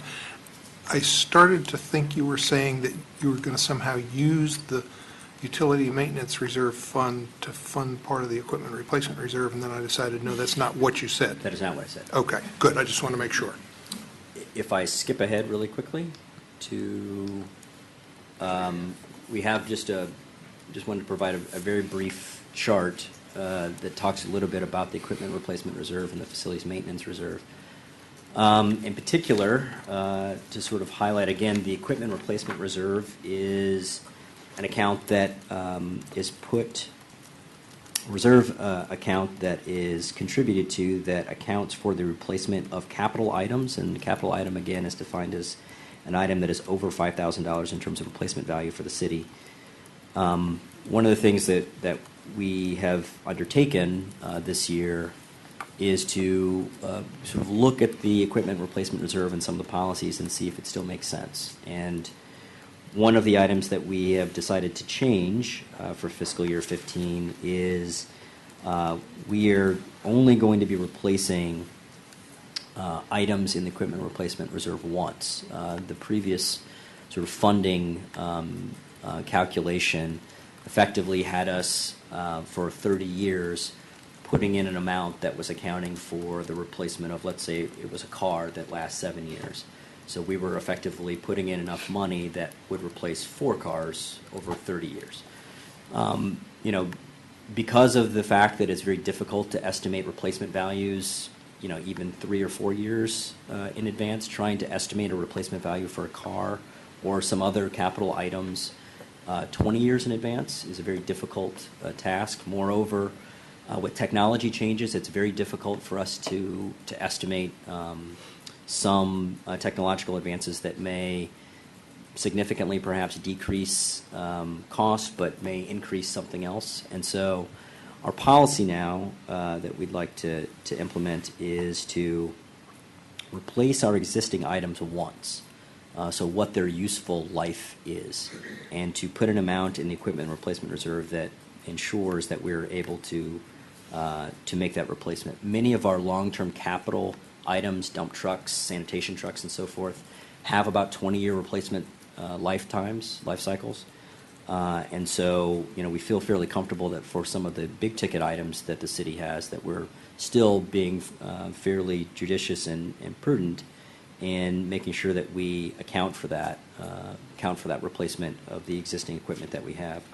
By making this policy change, we've reduced the contribution to the equipment replacement reserve for fiscal year 15 by about between $200,000 and $300,000 from what it probably would have been had we been trying to fund every single item for 30 years for multiple replacement cycles. And so we feel like this is a much more prudent way to think about the equipment replacement reserve contribution. Also, just one of the sort of impacts of that, obviously, is that and sort of the two arrows on the top chart speak to this. We've seen this is just the balance that is located in the equipment replacement reserve. We've seen an increase 22% annually over the past 3 years in the growth of the equipment replacement reserve fund balance. This year, we're proposing to only increase the fund balance by about 6%. We've also undertaken a little bit of modeling that looks at some of the future balances of the equipment replacement reserve, and what we sort of see is that by the time you get to fiscal year 19 and 20, the fund balance effectively starts to level off a little bit. That the fund balance amount does not increase, and so I think one of the things that we're thinking about is probably after fiscal year 19, trying to more closely associate the contribution amount that we have with the actual expenditure that we see in that year, in order to keep effectively the fund balance at about that same level of about $4 million, a little bit more than $4 million or so. The next one the next reserve account that we have is the facilities maintenance reserve. Last year there was a contribution of $250,000 into that facility maintenance reserve, which will end fiscal year 14 with $750,000. Our proposal for fiscal year 15 is to utilize some of the money in that account to decrease the balance and to not make a contribution to the facilities maintenance reserve. And again, the money that's being used out of this is for facilities-related items. It is for the planning for the police and for the library space. So we think that it's certainly within the anticipated usage of the facilities maintenance reserve. Just to go back 1 second, just some budget items that, and this is just a highlight, so it's not everything, but just some additional items that we wanted to highlight that are included in the fiscal year 15 budget that may not be new, but things that I know have been priorities that will remain priorities for the city. Again, Old Tacoma Business Association support. I will not read all of these items, but many of these items, anti-littering program, we had the presentation last week on some of the anti-littering things, and we're, I think, making progress, but I think the sort of comeuppance for me in that presentation was that it needs to be an ongoing program, and so we've got some additional funds to support that in fiscal year 15, continuing to support many of our festivals and celebrations in Tacoma Park, continuing with Sunday library hours, senior services coordinator, some of our vocational training programs are also going to be continuing. We're not proposing any new debt in fiscal year 15, and we still are maintaining a general fund, unreserved fund balance to be about $4 million, which is above the $3 million minimum that we'd like to keep.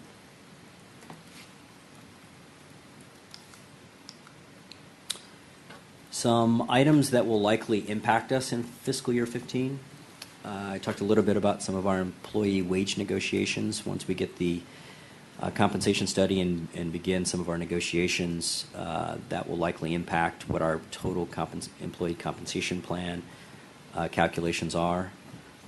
We've obviously got the Municipal Tax Duplication Task Force, which will be starting in June. Again, municipal tax duplication payments are about 20% of our general fund budget, so it's not an insignificant amount of money that we get.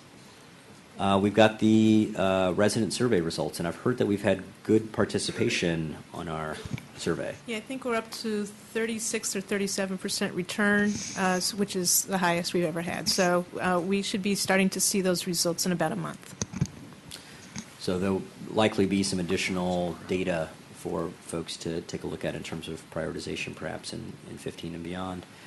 And then just the Tacoma Junction RFP. So we will get the results back, or sort of get the proposals back at the end of May. And we're not proposing any cost-related items in fiscal year 15 currently, because I think it's just too soon to be able to try to anticipate some of the expenditures that we may have. Moreover, we may very well be in a situation where we don't have hardly any, if any, expenditures. We've already gotten our environmental sort of survey results in. There hopefully will be some money that's been identified on the state highways side in terms of some crosswalk and other transportation-related improvements that could happen there. And so I think that we want to see largely what's being proposed and get some feedback from residents and from the council before thinking about what next steps would happen. Just to look at next steps in terms of where we are, we've got today, April 7th, which is the budget presentation as well as our first public hearing. We've got, as the mayor has mentioned before, we've got our first budget work session this Thursday. We have another budget work session next Thursday. Our next public hearing is April 28th, and then we've got some hold dates for an additional work session if we need it, but then we've got some dates in terms of first and second reading. So I think that's it. Yes, that's it.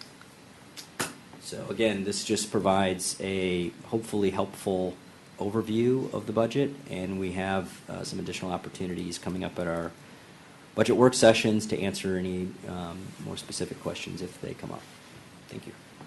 Thank you. And I have to say that this presentation was extremely helpful. I find the context piece at the beginning was very helpful in understanding kind of what set in motion some of the decisions, and some of the charts, some of the trend lines are also very helpful in interpreting what's going on. I've always felt that that pictures could show a lot more than words in cases like this, and I think it's a lot easier to understand. And I appreciate the effort that went into this presentation. Again, I think it's very helpful. Councilmember Schultz?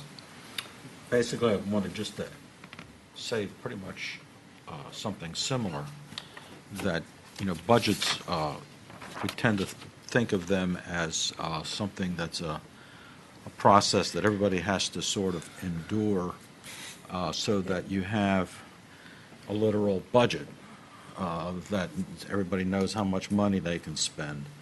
But the truth of it is that it is a planning tool.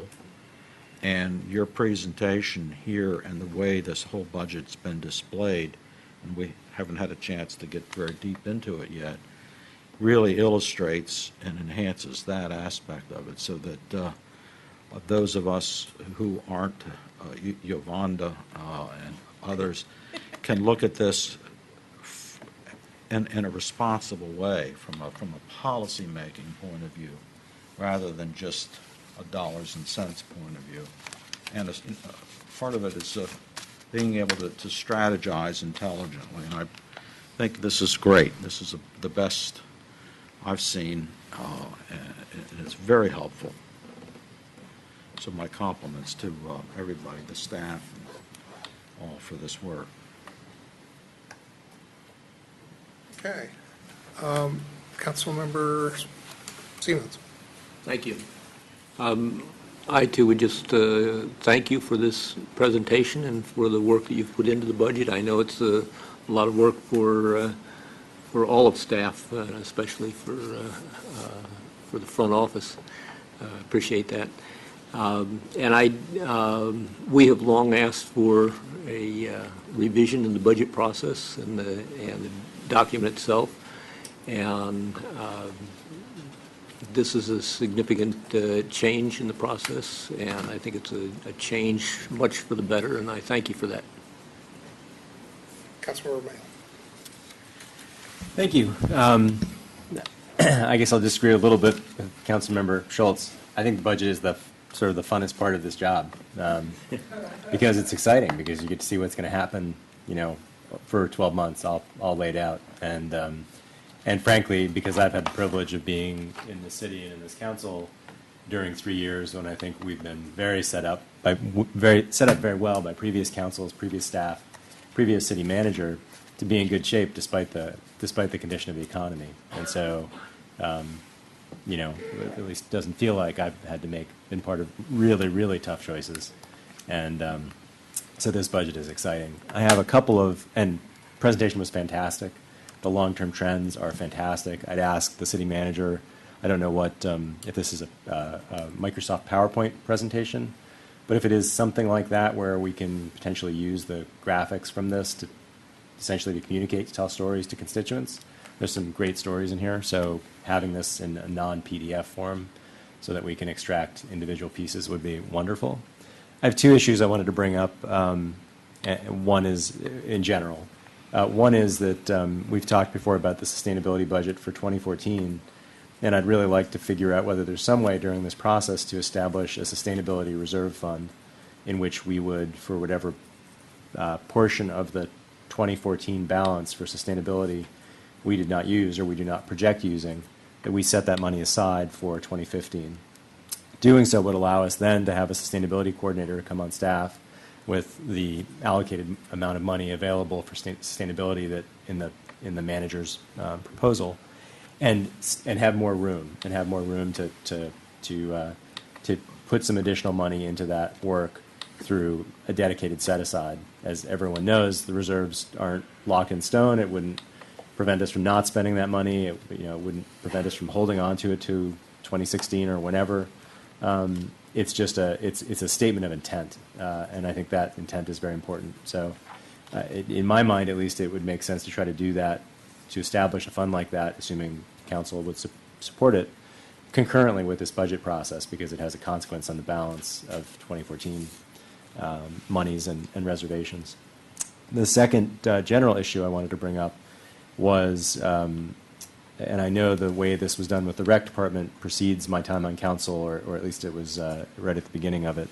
But I'm concerned that the housing and community development staffing allocation goes from being allocated by program, by code enforcement and development and all the other line items where we could have a real clear picture of how staff is allocated to moving all of the staff under administrative. And that was a surprise to me, and I guess to me it's moving in the opposite direction of being able to sort of transparently see and understand that department's budget. So, my strong preference would be to see that change in this budget document. And that's overall, I think, one of the more complicated things that I saw that I think is important to change versus numbers here and there. But I just, I think about that as an issue in general, where my philosophy would be better to have it broken out, where, well, if we've done it with the rec department and now we do it with housing and community development, what's the next one to fall? And I don't want to keep going in that trajectory. So I think barring a really, really, really strong, compelling reason to do that, I would rather see the allocations broken down. Thank you. Councilmember Grimes. Well, my thanks also, City Manager, to you and your colleagues for this budget presentation and the budget document. I have to say that from my point of view, it only improves from year to year. It gets more usable. It gets clearer. And it just seems to make more sense in the way that it's organized. That applies to the presentation as well. I did note that the presentation used the word gardener rather than garden maintenance technician. So I don't know if you quickly edited the slides between the time that Mr. Olson there commented. Well, okay. So it's a real person as opposed to a strange title. Yeah, so I find this really useful. I have to agree with Councilmember Mail that I enjoy this process to a certain extent, although the amount of detail here to absorb is almost overwhelming. Fortunately, I see 2 of the 3 candidates for the Ward 3 council seat here. I will say it gets easier from year to year because it's a structured exercise that is in many ways similar. None of us likes surprises, and there are certain surprises built into the system as observed in what the county is actually going to send our way and so on, which we find out relatively late. But along those lines, I will say I agree with Councilmember Mail regarding the shifting of position allocations into an administrative category rather than into a programmatic one. I do note that the vast majority of city positions are ones that are essentially the same thing year to year. In the case of police patrol and so on, it's hard to imagine how any kind of breakout into programs would be meaningful to me or change anything that we did.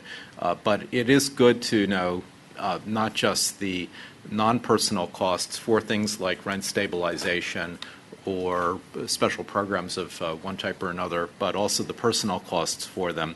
I realize that you do split people up fractionally among multiple programs and that there are therefore difficulties, that people have different pay rates and so on, but it is very helpful to know what the actual cost of the programs is per Councilmember Mail. I do have one other comment, which is the presentation that you gave was very helpful because it was a narrative. It told a story, a progression of information. It didn't just pile stuff on us. One thing that we've discussed in the past is that it would be very helpful to have not just a budget document, but also something along the lines of a work plan that says not only what we're going to spend and who the people who are going to be carrying out the work are, but when the work is going to be performed. So, for instance, we can take the dog park, since it's come up this evening, and there are still people in the room who are interested in it. We have no sense from the budget document when the dog park work that is going to be done according to the budget in FY15 is going to be done. And then there's further work in FY16. So we don't have any sense here what the split of the work is or when it's going to be done during the year. That's just one example where it would be very helpful to have a work plan rather than just a figure. Thank you. Any other comments on the budget presentation? All right, thank you. We're going to take a short break before we do the special session items and the work session item. So let's maybe try and take 5 minutes, and then we'll come back, and maybe within about, maybe by 10 o'clock, we'll get to the end of the agenda.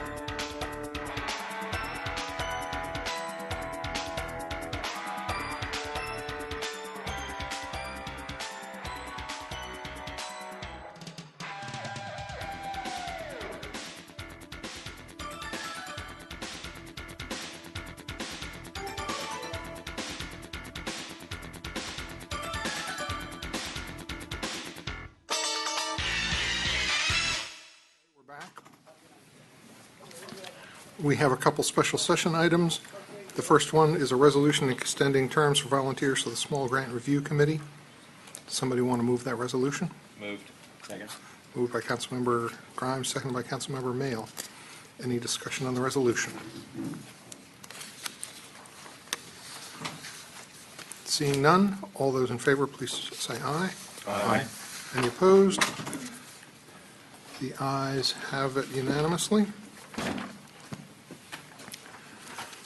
Next item is a first reading ordinance amending the Tacoma Park Code, Chapter 2.16, Article 8, Emergency Preparedness Committee. Would somebody like to move the first reading ordinance? Moved. Second. Moved by Councilmember Grimes, seconded by Councilmember Mayle. Any discussion on this first reading ordinance? This adopts some changes that the committee talked to us about a couple of weeks ago. Okay, all those in favor of the first reading ordinance, please say aye. Aye. Any opposed? The ayes have it unanimously. We'll move to the next item, which is a single reading ordinance authorizing the purchase of a parking pay station, and this is a proposal to spend money that's in the 2014 budget, and I'm assuming we want to get a little bit of information on this one before moving it. So who wants to talk about this one from staff? One of our community planning coordinators here. In general, though, I'll just start off by saying, I know we probably last talked about parking sometime at the tail end of last calendar year. One of the items that we said was sort of a first step after we talked a little bit about the inventory of parking meters that we have in the city, is the opportunity to stripe and to implement a consolidated parking pay station at our Tacoma Junction lot. It is one of the few places in the city where we have a highly concentrated number of parking spaces, 56, I believe, 50-something spots that have been striped now at the lot. And we've been investigating a host of pay station options, and I think we've come upon one that we'd like to pursue. So with that, I will turn it over to Welcome, Ms. Grigsby. Thank you.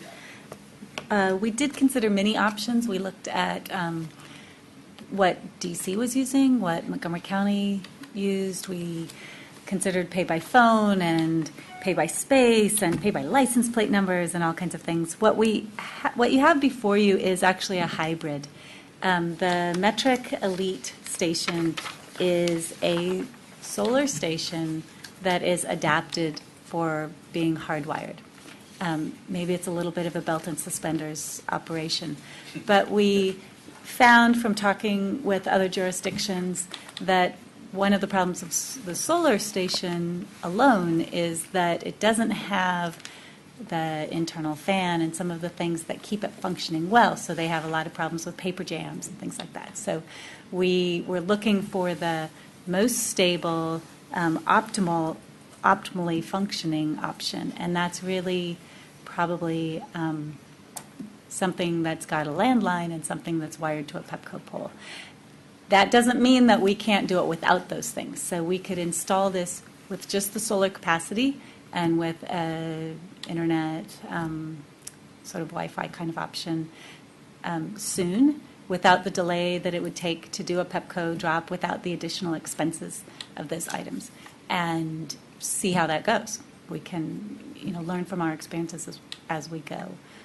If council wants to do something like that, then I would propose a couple changes to the numbers I put before you. I would want to do the dual printer option, so that if in fact there's a paper jam, then we've got another printer in the machine so that it continues to function. Without that, there's no functionality at all. What we're choosing is a pay and display option. You get a receipt, you put it on your dashboard, enforcement comes and sees who's still current and who's expired. Does the machine alert someone if there's a jam? Yes, and that's part of why we had the cell phone cost listed in the budget, because there's the capacity to go on-site, check the URL, the back office information, and get the details of if there's a malfunction, what's been going on there, what's the history of the use of the lot in real time. That can also be done from the office. So if council thinks that's an unnecessary expense, we can just make sure that the parking enforcement people know to check first before they leave the office and go to the parking lot itself. So there are options built in here. Can a user get a receipt via text rather than a paper receipt? Is that possible? The receipt is the way the parking enforcement team knows it's paid. Right, but that's what you're going to put in the dashboard. So once you pay for it, are you going to receive an email, or you just, how do you? So when you go to the parking pay station, you can pay by coin or by credit card. We didn't put in the bill option, though that's broken out as well. You get spits out a little ticket in hand that you keep, and you put it on your dashboard so that when the parking enforcement officer goes by, he can see the time it expires. You keep that. So that is like your receipt? It is your receipt. Okay. Yeah. All right. Because the Silver Spring stations downtown, they give you the ticket, plus then you have to go and pay for it, and then you can get a paper receipt. But I always lose the paper receipt. So I was looking for a text or something that I know I could always have. In this case, we recommend the pay and display because the lot's fairly small. No one's going to have to walk very far to go back to their car and put that on it. Right. And it's one less thing that might go wrong, basically. We were looking for a streamlined approach for a small need. We're not a big parking garage. We're not going to have one pay station at the door of a multi-level structure. So we were kind of looking for the most straightforward option that would work for us. And did you say something about the co-op spots? Yes, I meant to start with that. The co-op, as you know, has a land license agreement with the city for 16 parking spots as well as their loading dock and trash container. In conversation with the co-op, we've come to the agreement that they want the 16 spots that are at the back of the lot where the asphalt ends into the green space. They want to sign them themselves, and they want to monitor and do whatever kind of enforcement they need to do for those themselves. They do not want them to be part of the pay station and the metering that the city does. The back of the lot, I mean, that's farther from the entrance to the co-op, if I'm picturing it right. It is Would it be farther. do they want it for employees? I'm just curious, do they want it for employees? I think it's primarily for employees. It's actually traditionally been that from the very first land license agreement. The map I have from 1996, or maybe it's even earlier, shows those specific spots demarcated. But when we met with the co-op manager, that's what they wanted. And it's an even 16, which is handy. Councilor Romeo. Thank you. There's in Montgomery County has Park Now, and then there's Park Mobile, the cell phone-based apps. This option does not create that ability for people to use one of the existing apps to buy space, right? Is that right? That's right. We looked at that. If we had a bigger pool of parking, it would be probably worth considering more options. But Montgomery County uses Mobile Now. DC uses Park Mobile. Yeah. I haven't found a system that sort of incorporates everything into one at a price that made sense. So we looked at only doing a pay by phone, but of course that would eliminate people who don't have that capacity on their phone or who aren't comfortable with that approach, with setting up an account and doing it that way. Our parking rates are fairly low compared to a number of jurisdictions around here and a number of places that use parking stations and pay by phone. So for the 75 cents an hour, which is our current rate, the fee for using a credit card is probably something like about 30 cents per transaction. So we don't know how great the demand is to use a pay by phone, but they do have the credit card option with this station. Thanks. I just appreciated the background on it because I know people will ask me that. In fact, they already do. This is a purchase, so once this this allocation is made, the city owns the meter, is that right? So, for example, if we got a development proposal for the junction that took out all the spots, we would then own a meter and we could set it up back here. I mean, We could relocate it. Okay. And does that, do we have any estimate of the lifespan of one of these things? Like, do they? I think they it's survive? about 10 years. 10 years, okay.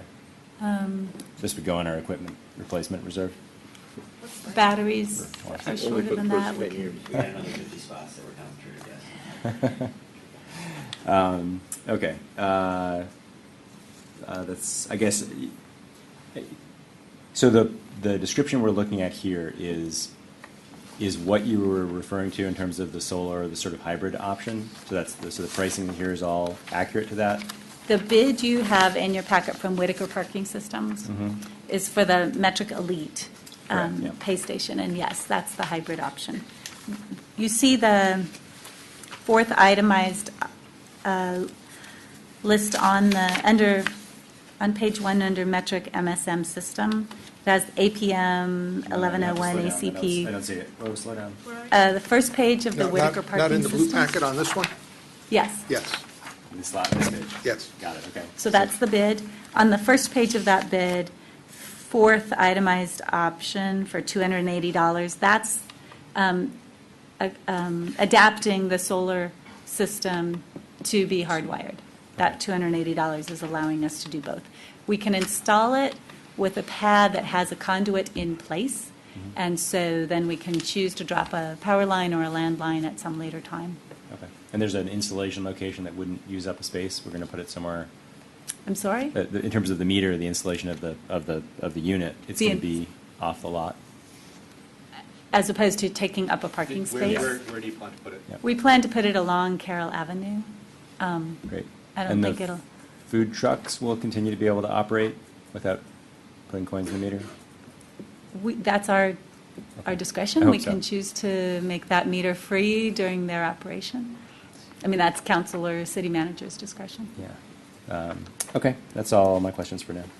And I just got one quick question about wanting to understand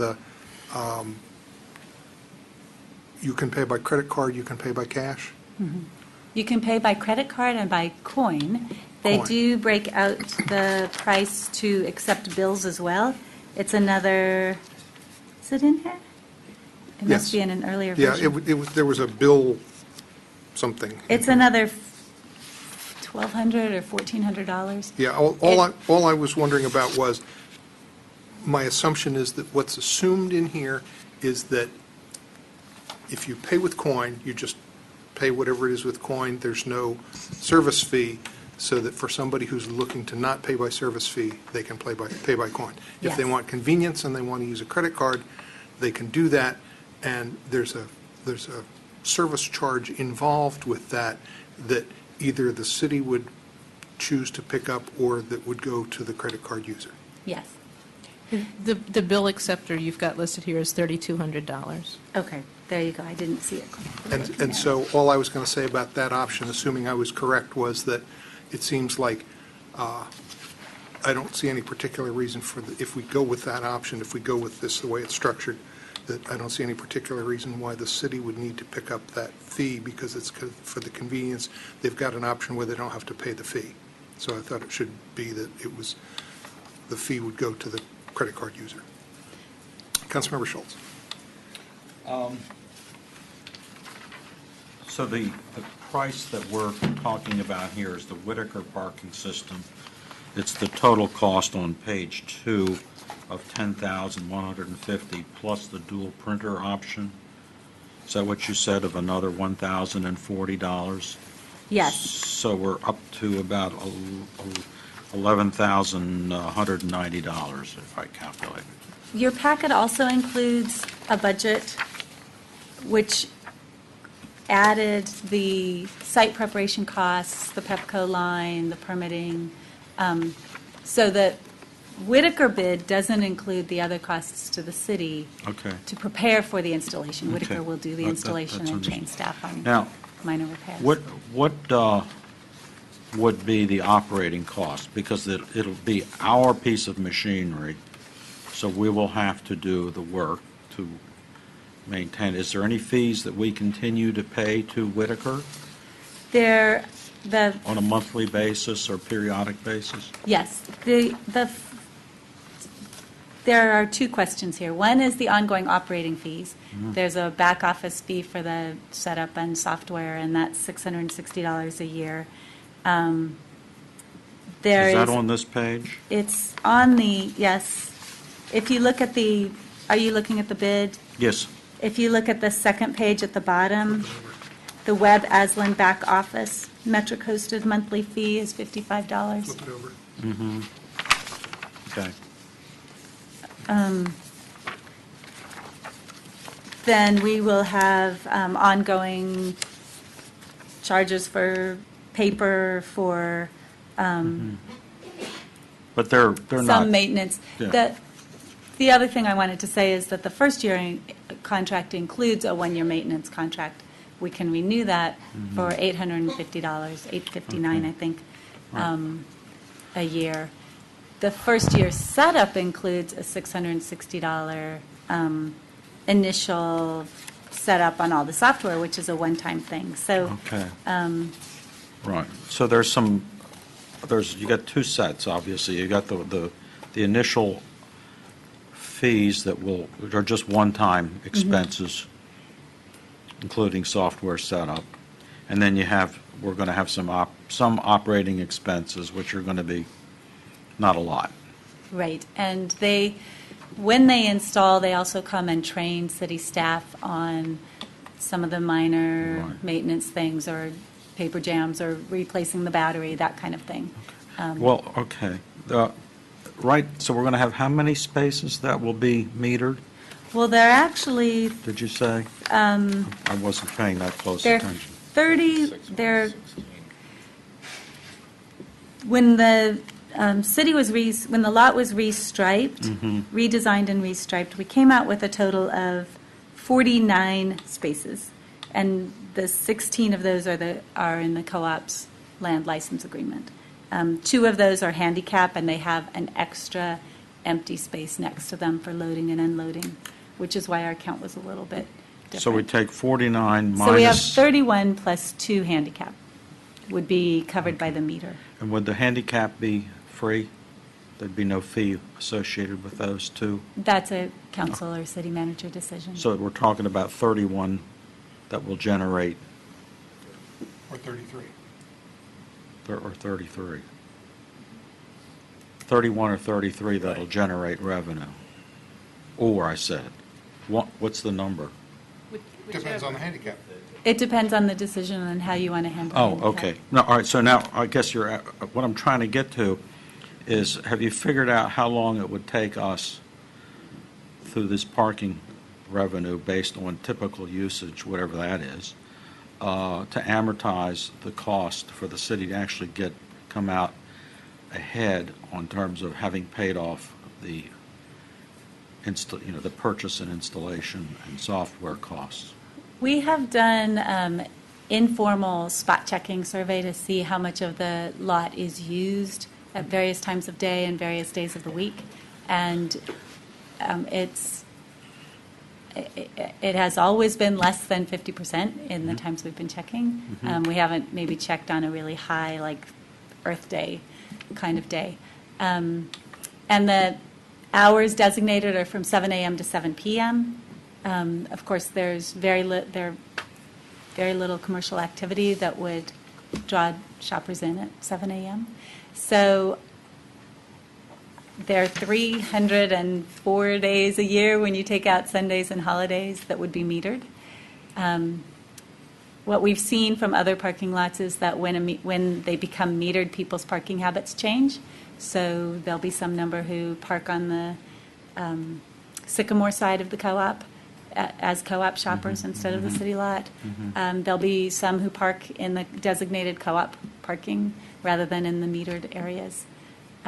It's a very difficult thing to judge. So No, I can see. I've crunched some numbers cautiously. I hate to even say them out loud because I just don't know how accurate they are, but I looked at an average of almost 14 spaces filled 5 hours a day for the 304 days in a year and came out with 15,700 revenue in a year. Just if I may interrupt for a second, just another way to ballpark it is if each space is rented once a day for 1 hour, that adds up to about what you need to break even. Okay, so in other words, within the first year, we will have amortized the cost. I expect so. I mean, given all the crazy loose parameters that we can't really nail to a wall. Okay, that's what I wanted to hear, because if somebody's going to say, oh, it's going to take us about 5 years to amortize the cost, I would sort of say, I have a different thought about it. Okay.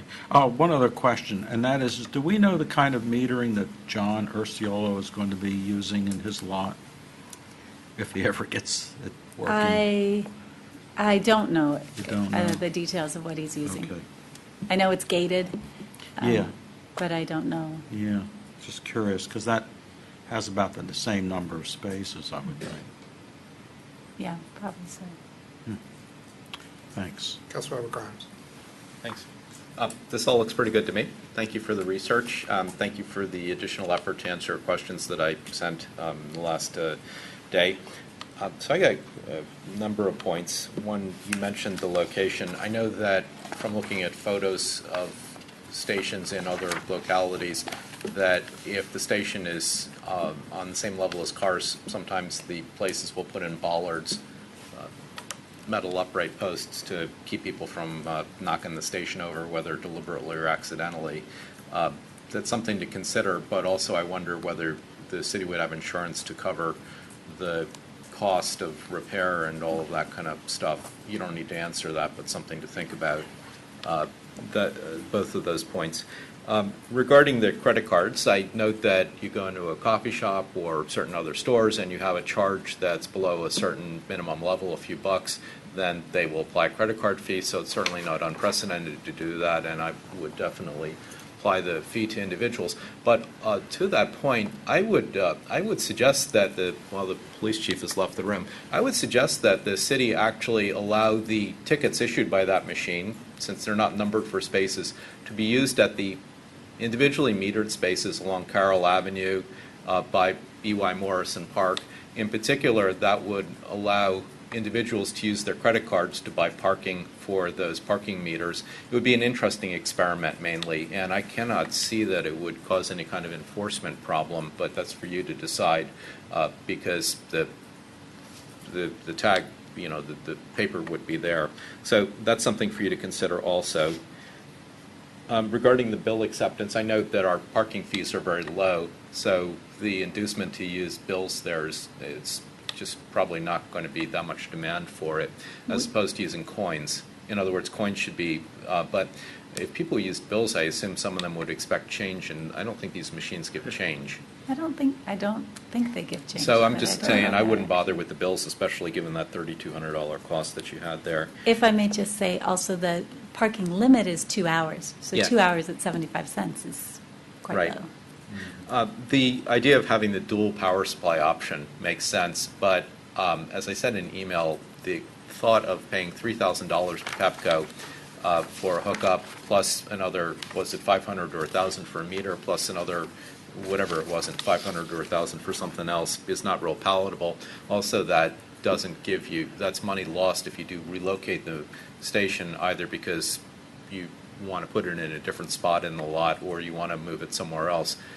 So I would encourage the city to go without a power line, at least as a trial, and to do that dual printer option as well. But to go ahead and get the additional module or whatever it is within the station that allows you to go with a landed power line, it's worth spending the money in case that needs to happen. And otherwise, all this looks good to me. No, sorry, one other point, which I also made by email. I think that 75 cents an hour for parking is too low, not only for the station, but for Tacoma Park's street meters. I would encourage the city manager, I believe you can do that now by administrative regulation, which I guess would have to be confirmed by the council. I would encourage you to raise the parking rate not only for the city lot, but for all Tacoma Park metered parking to $1 an hour. That is the same rate as in Silver Spring, I believe, for all of the street meters. There are areas of the county that charge $2 an hour. I forgot to check on which those are.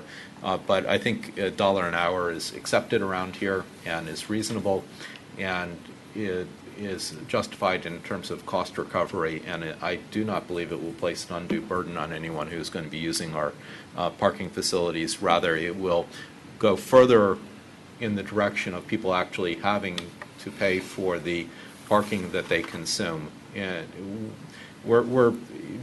let's be clear, we are subsidizing parking on any number of levels. That is not only financial level to provide the parking facilities, the the opportunity cost of dedicating public space to parking, but also the environmental cost of automobiles, and it is entirely reasonable for us to raise the parking fee by the small amount of 25 cents per hour, both to match the surrounding jurisdictions, but also to go just a little bit further along in the direction of having people pay the actual costs of parking they consume.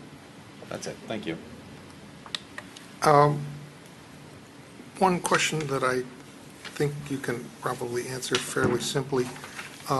When I look at the back of the blue packet, and you've got the comparison of the three bids, the Duncan bid is the only one that includes a very large amount for spare parts, and the others don't. Do you have any idea why that's in there and why it's not in the others? Because if you take that out of there, their bid is lower.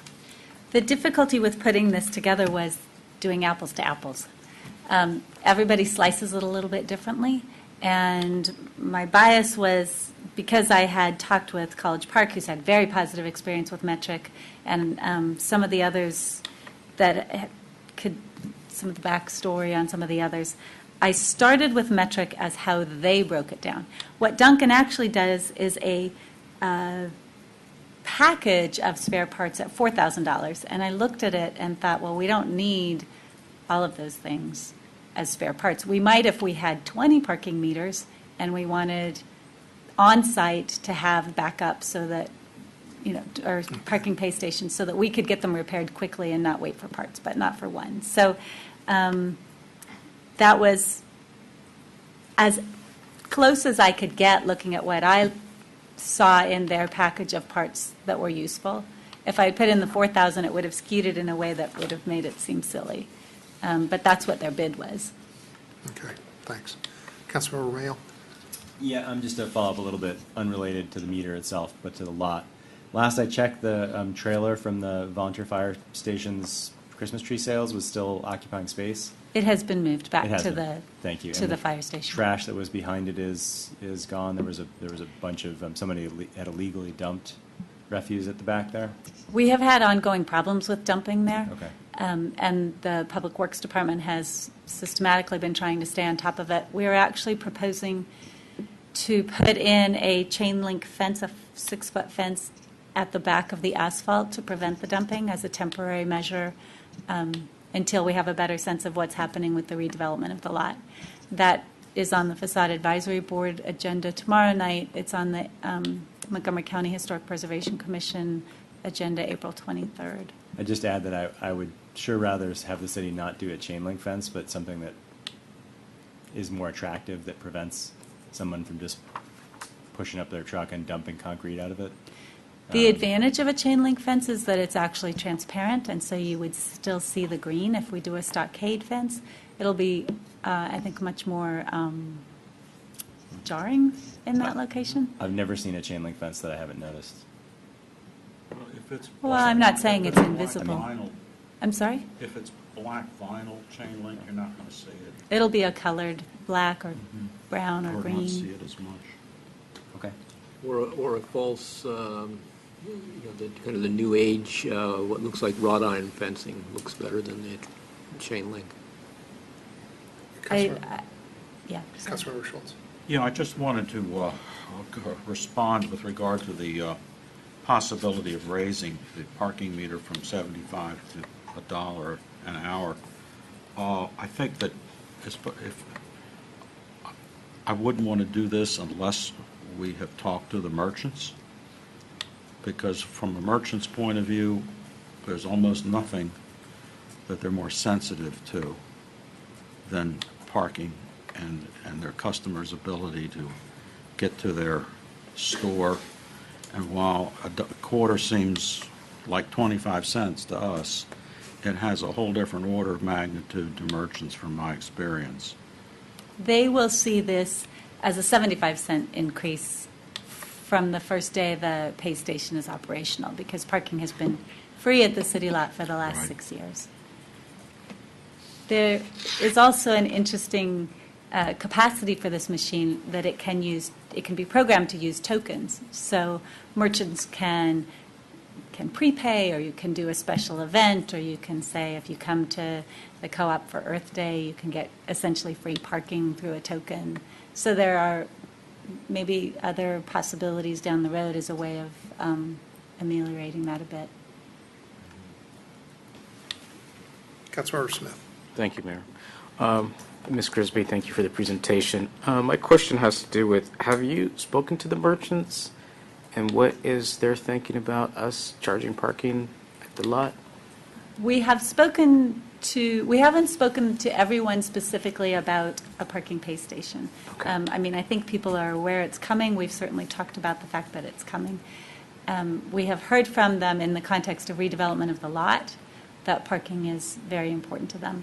We have pursued this as directive from council in the package of things that council's indicated they wanted to have happen there for the last 2 years, of eliminating the second entrance, redesigning for greater efficiency, restriping in order to accommodate that, and then the next step is a metered form so that parking there can be controlled, so that it's not, there aren't people parking there all day and walking to the metro, or people that are, even businesses that are using it in a way that doesn't conform to the code.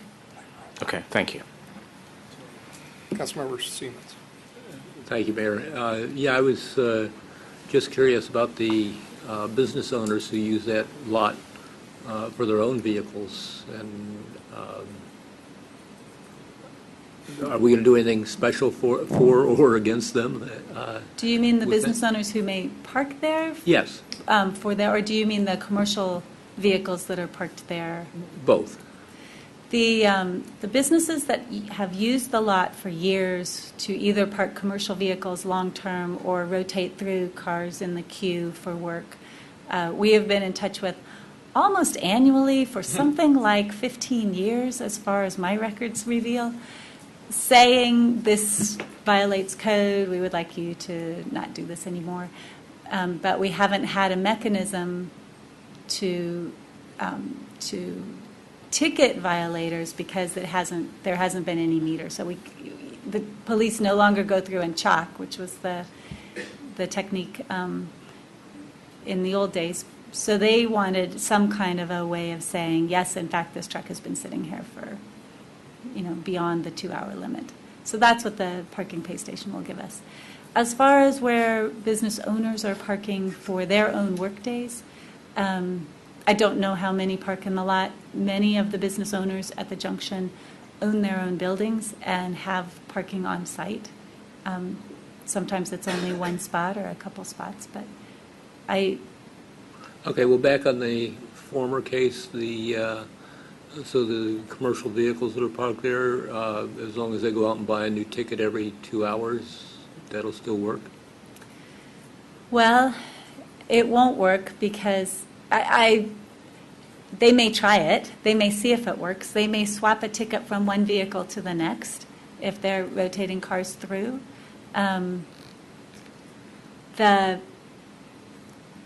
What it allows the police to do is say this vehicle has been parked in this spot for this amount of time. So I think we'll probably, that may be a situation where we have to sort of evaluate that on a case-by-case basis. If we see a car that's parked there for 2 weeks and it constantly is swapping out every 2 hours, we may have to look at what that individual situation is and evaluate it. Without trying this, it's difficult even for me to say exactly Right. how we're going to treat that situation. Okay, it just is a unique a situation that we need to accommodate in some way, and I don't know what the right way is. Right. So I leave it to your able hands. Well, I know that we've got some commercial vehicles that are parking there effectively free right now. Right. And that is not necessarily the case that we're trying to continue on our lot. Councilmember Grimes. So on that topic, I know that I had discussions with Ms. Ludlow probably a year and a half ago, suggesting that she approach the business in question to invite them to enter an agreement with the city for use of the lot for their vehicles on similar, financial terms as the co-op has had for years. And that was not a discussion that led to anything, is my understanding. And so far as I know, I've been thinking about just in my head about the other businesses located at Tacoma Junction. As far as I know, all of them have their own parking, either behind the buildings, for instance, along the strip that starts at the former TJ's Market, which, by the way, I understand will soon be occupied, along with the former church space right next door to it, which is good news.